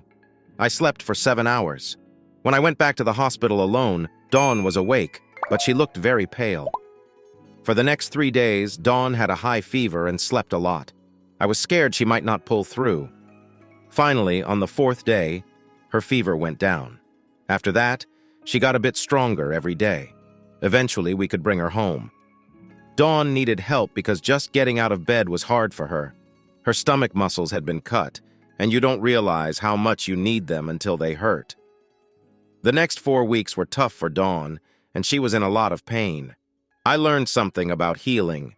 After big surgeries, getting better doesn't happen all at once. You can have a few good days and then feel like you've taken a step back, but over time you do start to feel better. There were times when Dawn felt very low and would cry. Things got even harder for her after she had to have another surgery about 7 weeks after the first one. This second surgery was to fix everything and take away the colostomy bag. Recovering from this surgery was tougher than the first one. Some days I worried that she might never feel better. But after about 3 months, Dawn started to seem strong enough for us to do things beyond doctor visits. I decided we should have a picnic by the lake on our land. We had bought 50 acres and built a house there. A builder dug out the lake to help raise our house to the right level. I invited my parents and Claire to join us. It was the first time I saw Dawn really relaxed and enjoying herself. She just sat back and watched everyone else. Dawn was cheerful as we sat and saw Allison playing with my dad. Then she turned to me and asked, "I never asked about the Grammys. Did you win?" I smiled and shook my head. "Oh, I'm sorry," she said, looking to see if I was upset. "No," I replied. "Why not?" she asked, looking confused. "Because if I won, we would be under pressure to start touring again." "I know you wouldn't want that. Right now, I just want to be close to you and Allison. Alex has a concert planned for the end of the year, but I'm not sure I want to do even that. We've also been asked to be part of a Christmas special, which I definitely think we should do. They asked if Allison could join in. I think it would be fun." Dawn looked out at the lake with a sigh. Then she turned to me, tears in her eyes, and said, "Thank you for singing with me in Central Park." Overwhelmed with emotion, all I could say was, "Thank you for letting me sing with you." We got married weeks after that picnic. It was a small ceremony on our patio with just family and close friends. I can't explain it, but that wedding made me happier than I had ever been. I felt even happier than I did when I married Tanya. I always felt that Tanya didn't share my feelings. I was always scared that she might leave me. That was one of the saddest days of my life. But they say when one door closes, another opens. Tanya closed one door, and Dawn opened a new one for me. I was so focused on Dawn and Allison that I didn't pay attention to anything outside of my family. At the reception, we were asked if anyone wanted to share something. Alex stood up and said my song, "Please Tell Me You Love Me," had gone to #1 on the country charts. He also mentioned that the song made it to #4 on the pop charts. Our guests cheered with joy, and Dawn gave me the longest and warmest kisses I had ever felt. Alex wanted us to get moving again, but I said no without any hesitation. It was Dawn who changed my mind. She didn't want to travel again, but she really wanted me to come back. She promised to join me on the trips while Allison was at school. After some thought, I agreed. As we passed one stop after another, I was pleased that Dawn had pushed me. No matter where I performed, whether it was a small club or a big arena, the crowds were always excited. Sometimes Dawn would come on stage and sing a song or two with me. The audience always loved it when she did, even though it was a rare thing. I appreciated her for being there. By the end of the year, Dawn was able to come to one of my concerts. All the tickets sold out well in advance. I heard stories of people buying tickets for $1,000 or more. I didn't believe it until I saw a man being arrested for trying to sell 3 tickets for $4,000 during a TV special called Country Christmas. Dawn and I performed alongside several other country bands, even if we weren't in front of a live audience. Dawn really enjoyed being part of that show. The program was a big success, and Allison shone brightly. She turned out to be a little star with an amazing voice. The show first aired in mid-December, but it was so popular that it was shown again twice before Christmas. After that, offers for Allison started coming in. Dawn and I were against it. We didn't want show business to take away from our daughter's childhood. But when she turned 16, we allowed her to record her first single. It became very popular quickly. Still, Dawn and I agreed that Allison shouldn't tour until she was 18. However, we did allow her to perform with us each year. Allison looked forward to the Country Christmas show every year, and it became a special holiday tradition for our family. 11 months after Dawn and I got married, our son Trey Robert was born. 15 months later, our daughter Cassandra joined us. Allison became like a little mom to them, and as soon as they could talk, she started planning shows for all 3 of them. Dawn would roll her eyes every time Allison announced a new show, but I loved it. I recorded 10 more songs, some great and some okay. After 12 more years of traveling for work, I was starting to get worn out from being away from my family. Dawn understood my need to perform. When the kids were on school breaks, they joined me on the road. Our property grew from 50 acres to 75, and we built walls and gates around our home. We also hired security to keep away overly excited fans. As I neared my 45th birthday, I was down to just 7 or 8 concerts a year. Dawn, however, mostly focused on the Christmas show. Sometimes, I could still ask her to come on stage and sing a few songs with me. When that happened, the crowd went wild as my shows were coming to an end. Allison, on the other hand, was getting busier. She was doing 3 big tours each year, plus charity concerts and TV shows. Over time, I had written many of the songs that Allison sang, but now I was writing much less. Alex was still my manager, but he was teaching his son John, hoping he would take over someday. Even though Alex is now 78, I don't know when he will finally retire. My dad passed away 3 years ago, and now my mom and Claire share an apartment. They are very close and spend their days shopping together. They started this a long time ago. My dad never complained, as most of what they bought went to charity. The only thing he grumbled about was that they didn't give away what they bought as quickly as they got it. I want to share a funny moment involving my first wife, Suzy. When Tanya left me and it became known, Suzy sent me a postcard with a picture of her husband's car dealership. It said, "Sure, I may have gained a few pounds, but you lost about 120 pounds. Your wife. You are such a loser, Suzy." When I married Dawn, I sent Suzy my card. It was a picture of Dawn and me right after the wedding. "Suzy, I'm sorry it took me so long to reply. Thank you for your concern during a hard time. I have to admit you were right about some things, but not all. I was a loser when I married that 120 pounds, but not because I lost her. As you can see, I replaced those 120 pounds with 110 pounds of pure love, and Suzy could really use a new scale." I truly regret trying to ruin Tanya's career. The truth is, she was never mine to control, but my need for revenge didn't hurt Tanya. It hurt Dawn. I made everyone chase a dream that wasn't really mine. My grandfather was right. It almost cost me the most important thing in my life, Dawn. As it turned out, I didn't influence Tanya's career much. In the end, she couldn't make it on her own. Yes, she had a few hits with songs I had written, but also some minor hits made for her. I won't name names, but one of them reached number 7 on the country chart, and 3 others made it into the top 20. As the years passed, I saw Tanya here and there. She even opened for me at 2 of my concerts. When I first heard that Tanya would be performing, I thought about saying no. But Dawn talked me into letting her sing. She said it would help me move on. I sang with Tanya at both shows, but decided not to sing True Love by Patsy Cline with her. After the second show, Tanya and I had a little talk while Dawn sang a song. "Robbie, I know what I did was wrong. I'm sorry," Tanya said, her voice trembling. "I know those words don't mean much now." "It's true," I told her, "but I've put what happened between us behind me. When my first wife left, I felt like my life ended. Then I met you and we got married. That only happened because Suzy divorced me." Tanya nodded. "The same thing happened when I left you. If I hadn't gone, I would never have met Dawn or had the career I did. So it all worked out in the end. But there's one thing bothering me. I think you got rid of the original copies of my songs that you took." Tanya acknowledged my point. "I had to keep them hidden. I should have been angry with her, but I just couldn't get my feelings straight." Tanya had spent her whole life wanting to be famous. She chased a dream that didn't come true and let other parts of her life slip away. Even now, she still chases that dream, and I believe if she had the chance, she would take more of my songs without hesitation. These days, though, Tanya is struggling. Time is catching up with her, just like it does with everyone. I can't judge her too harshly because I have been after the same dream for a while too. But my goal was different.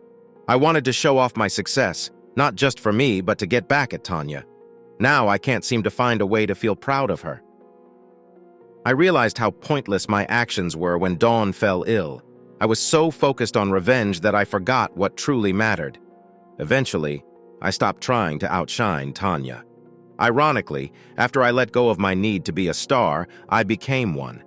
But truthfully, I don't enjoy being famous. Being well known is not like people think. It's tough to go anywhere without being recognized. I started wearing disguises when I went out, especially with Dawn. She finds it funny and loves each new look. Still, the disguises usually work. But if I stay outside too long, someone always spots me. I was eager to go home after a long and tiring tour. But first, I had one more show at the Stagecoach Festival in California. I was one of the main acts, and I thought it would be an easy night since I had only 2 songs to perform.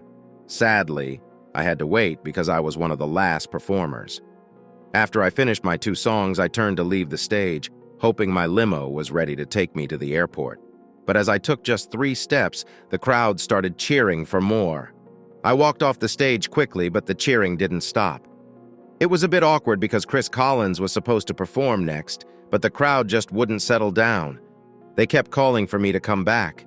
I felt embarrassed because it wasn't fair to Chris. He was new to country music, but had already had 3 #1 songs. I had worked with him before, and we got along well. Chris was waiting by the stage for things to calm down, but it didn't happen. He looked at me and started laughing. Finally, he came over, took my hand, and pulled me back to the stage. When the audience saw us together, they went wild. People started jumping up and down in the aisles. After a few minutes of excitement, things quieted down a little. "How about Robbie and I sing together?" Chris shouted into the microphone. That got the crowd excited again. We started playing, hoping for some peace. It took about 20 seconds, but then the audience settled down to listen. We sang one of Chris's hits first, followed by one of mine. We continued singing a few songs, but before we could leave the stage, Sandy Younger appeared. She was famous for her amazing voice in country music. I always thought she should be called country music's shining star. She was fantastic. When Sandy came up to us, I thought Chris and I could sneak off, but Sandy had other plans. "You two are having too much fun," she said playfully. "I want to join in." This made the crowd even more excited. For the next hour and a half, the three of us kept the audience entertained. We took turns singing our own songs and performing together. Sometimes it was just Chris and me, other times all three of us. By the end, I was tired and sweaty. Chris was in a little better shape, but he was sweaty too. I don't know how Sandy did it, but she looked as fresh as when she first came on stage. After the show, all the performers and crew gathered at the hotel. We talked and shared drinks for 2 hours. It was past midnight when I finally got to the plane I had hired. On the way home, I tried to sleep. I arrived home around 7 in the morning, just a day before my 45th birthday. I was tired and spent the next 10 hours trying to get more sleep. When I finally woke up and got dressed, everyone was out on the back patio. Dawn was getting ready for a barbecue dinner, and I arrived just in time. "Glad you could make it, honey," she said, giving me a big kiss. "Oh, gross, Dad," Trey said, sticking out his tongue. "Get a room." "We have a room," Dawn replied with a grin. "It's at the top of the stairs on the right. We'll be using it tonight." "Oh my God, Mom!" Trey shouted. "Too much information!" "What do you mean, too much information?" Cassandra asked, standing next to her brother. "Nothing for the ears of the youngest one in the family," Trey said with a smirk, looking at his sister. "Stop calling me a baby," Cassandra replied, giving her brother a playful slap on the arm. "You're just a year older than me." "Actually, it's 15 months, Trey pointed out. "Okay, you two just relax," Don told them. I chuckled and took a plate, loading it with spare ribs, coleslaw, beans, and cornbread. I also grabbed a beer and settled down at the far end of the patio. Our house was on a hill with a view of 75 acres of land. Since we bought it, we've added a lot. There's now a pool, tennis courts, and a basketball court. We created ATV trails and built a barn for 3 horses. We even made our lake bigger so we could park a motorboat and a sailboat at the dock. The only thing Dawn didn't complain about was the pool. She argued about getting horses, but Allison really wanted them. Since she was a little girl, Allison loved horses. I finally convinced Dawn to let me buy 1 horse and get a riding teacher. I told her that eventually, Allison would grow tired of caring for the horse and we could sell it. But Allison never lost interest in horses. Now we have 3. To be fair, Allison used her music money to pay for the other 2 horses. Dawn said the basketball and tennis courts would probably not be used after a few weeks, but she recently admitted she was wrong. Trey and I often went out to practice archery, and it wasn't unusual for me to find Trey and his friends playing basketball. Sometimes when I got home, I would join them if there weren't enough players. I knew I couldn't keep up with them, but I enjoyed playing. The tennis courts were different. After a year of lessons, Cassandra got really good and made the school team, but Dawn used the tennis courts the most. She loved playing with Cassandra and her friends. She even got me to try it a bit. Twice a year, we held charity tennis matches. We would bring in bleachers, and Dawn raised $40,000 to $50,000 for the events. It seemed everyone wanted to join in except me. Dawn made it clear from the start that I had to participate. I was pretty sure they put me on the program to be the funny guy. All my kids learned to ski on the lake, and Trey loved to swim. I can ski too, but it's not really my thing. If the kids and Dawn want to do it, I'm okay with that. I really enjoy the ATV trails we have around the property. We also have access to the state park trails right behind our land. Every 4th of July, I used to invite my old singing partners, George and Simon, along with their families. I also brought George and Mabel with Tyrone and his family. They would stay with us for a week, and it was always fun and lively. Every night ended with good food and singing. It was great to have a loving family and good friends around me. As the years passed, I noticed I was getting older because each tour seemed harder and harder. On the night of my 45th birthday, Don rented out my favorite restaurant in Orlando. We celebrated privately with around 150 friends and family. At some point during the evening, Allison gave me a guitar and said it was time for me to sing for dinner. I played and sang for about 20 minutes, but what happened next really surprised me. Trey and Cassandra had been taking music lessons for a few years. I had been so busy that I hadn't realized how much they had improved. I had heard them sing when Allison hosted music shows at her home. They both had nice voices, but they were shy and nervous when it was their turn to perform. When Allison called for a break, she told me to sit next to my wife in the front row. Dawn snuggled up next to me. I quickly realized that she knew something I didn't. I had to wait to find out what was happening. It wasn't long before Trey and Cassandra came back with their guitars.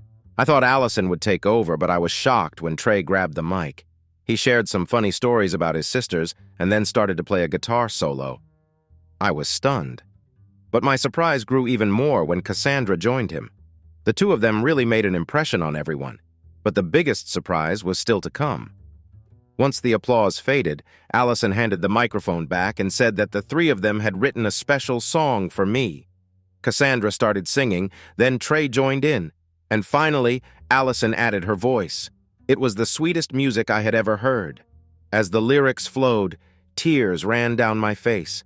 Later, I found out the song was called With My Father's Love. My 3 kids recorded it, and it reached #1 on the country and pop music charts. That night, I lay close to Dawn after a long time of cuddling together. I told her I really loved the party, but I didn't think they could ever top that one. And that's how things stayed until my 50th birthday rolled around. In the weeks leading up to it, I enjoyed watching my family and kids buzzing around, preparing their own surprises. Sometimes I'd catch them whispering together. When I asked what they were up to, they just giggled. I would have paid more attention, but I had my own secret plans. I was doing things I didn't want my family to find out about because they would be really upset if they knew what I was up to on my 50th birthday. I discovered that they had planned a surprise brunch with 50 guests. Anyone who didn't know my family well would think that was the big birthday surprise. But after an afternoon nap, I was told I needed to be ready for dinner by 6 o'clock. My instincts told me something was up. I thought they must be planning another great birthday dinner, but I was wrong. The new limo added a special touch. It was a big car that let the whole family sit comfortably without being crowded. The dark windows made it hard to see outside and impossible to see inside. I thought it was a smart idea. Allison was such a famous person that a quiet night could easily become wild if someone recognized her. It might also become wild if someone recognized me. We moved quickly as the car zipped through the side streets until we pulled into a small parking lot. I didn't think about anything until the car stopped. "Why did we stop?" I asked, a hint of worry in my voice. As Allison began to get out, she told me to follow her if I wanted to get my gift. I wasn't surprised that my daughter had hidden my gifts so I wouldn't find them. It was well known in our family that I loved to look through presents, especially during Christmas. So I got out and followed Allison. She ran ahead, and we tried to keep up. It was only when we reached the stage that I realized we had entered the Mercury Center, the newest music place in our area. From the back door, I realized Allison had picked this spot to hide my gift because I would never think to look here. The rest of the family was laughing and trying to catch up to her. I finally saw her in the center of the stage, lit up by a spotlight. "Come out here, Daddy," she called. "Your present is right here." Smiling, I walked over to where Allison stood. Suddenly, the auditorium lights turned on, and a loud cheer filled the air. About 20,000 people stood up, clapping for me. Then, Allison's friends rushed on stage and started to play music. Soon, the entire audience began to sing Happy Birthday as a large cake with 50 candles was wheeled onto the stage. When the song ended, the crowd cheered even louder. Allison gave me a big hug and a kiss on my cheek. Cassandra and Trey joined us, wrapping their arms around me. My parents and Claire hugged me too. Then, Dawn found her way to me and gave me a warm hug. All the cheering from the crowd continued as things began to settle down. The doors opened, and servers brought in many large birthday cakes, handing them out, which made everyone cheer again. Allison said loudly, "When I was a little girl, this amazing man decided to sing with my mom in Central Park." The crowd cheered once more. "I think you know this story," Allison continued. "Tonight, I want to start with the very first song my mom and dad sang together. Then my family and I sang Amazing Grace. After that, we moved from one song to the next.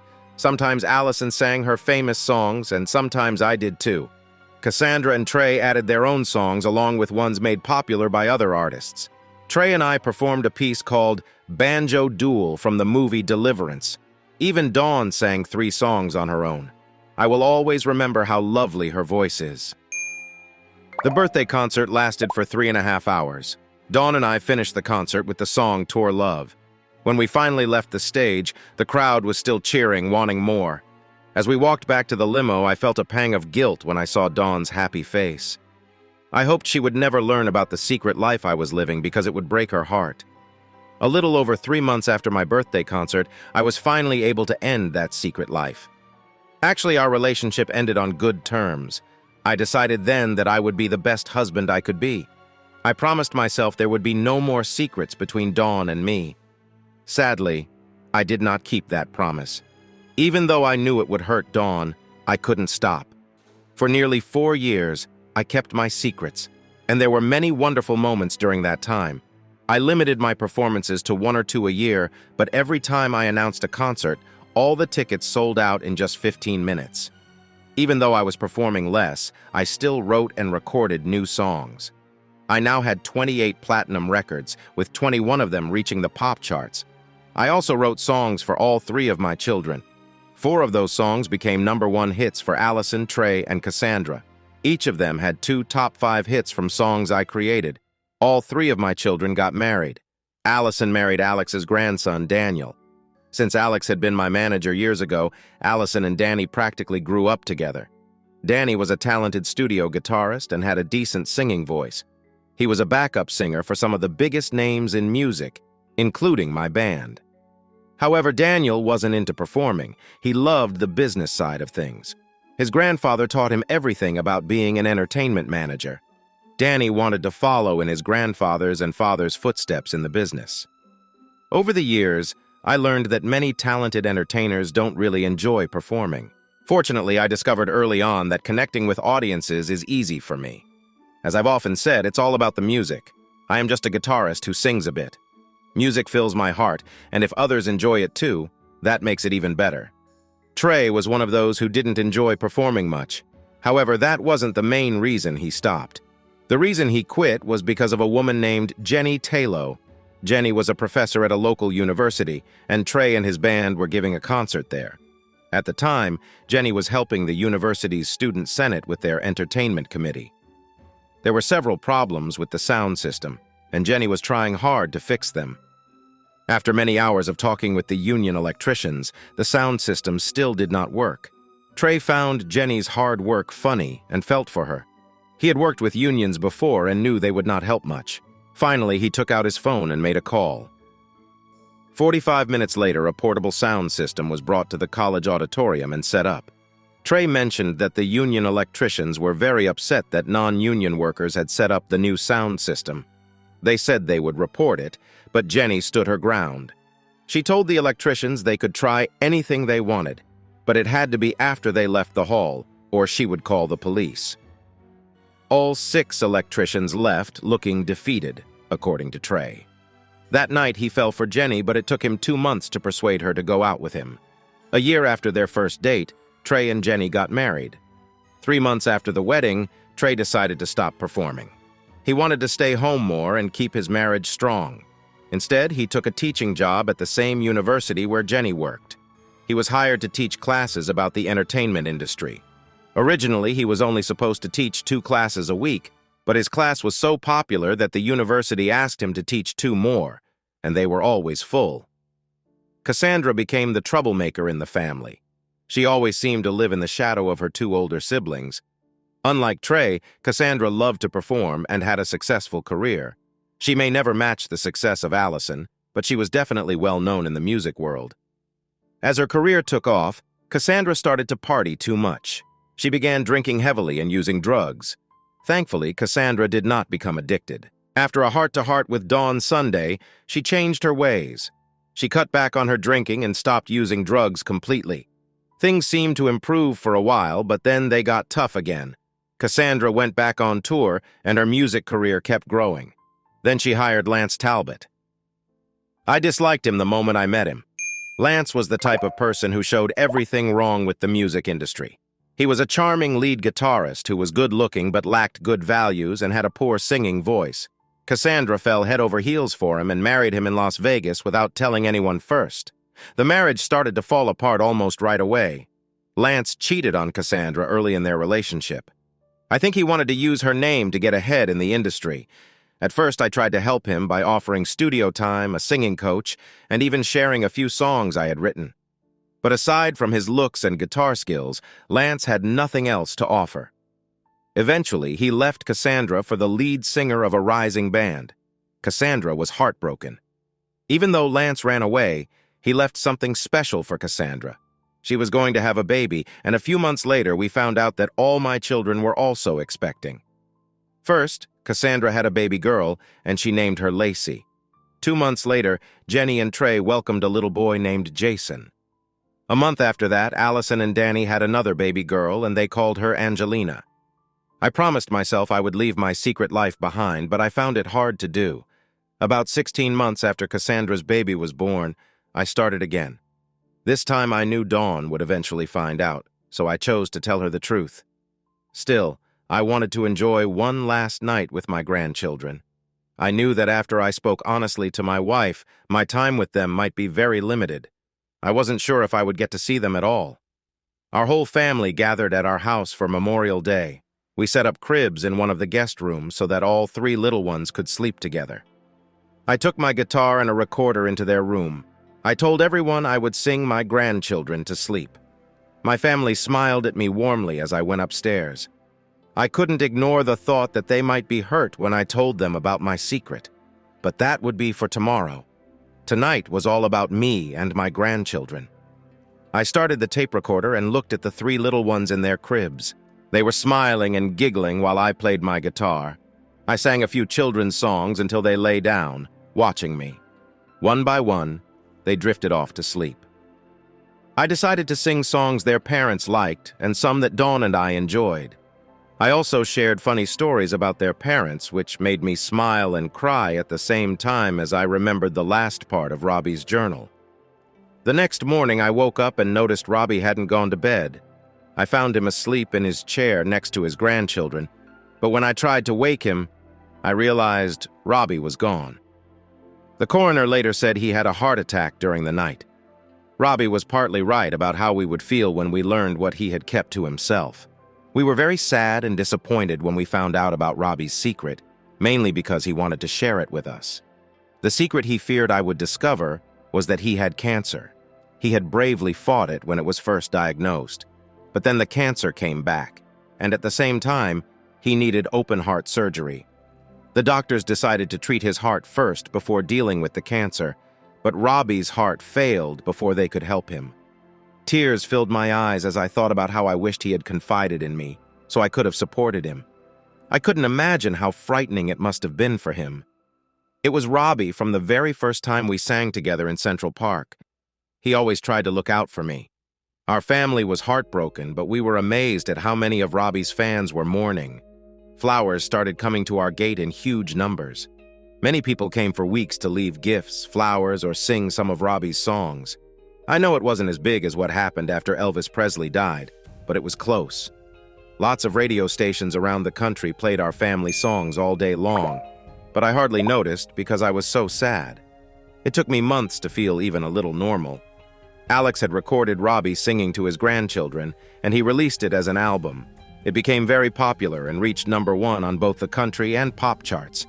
It stayed at #1 on the country chart for 6 weeks and on the pop chart for 8 weeks.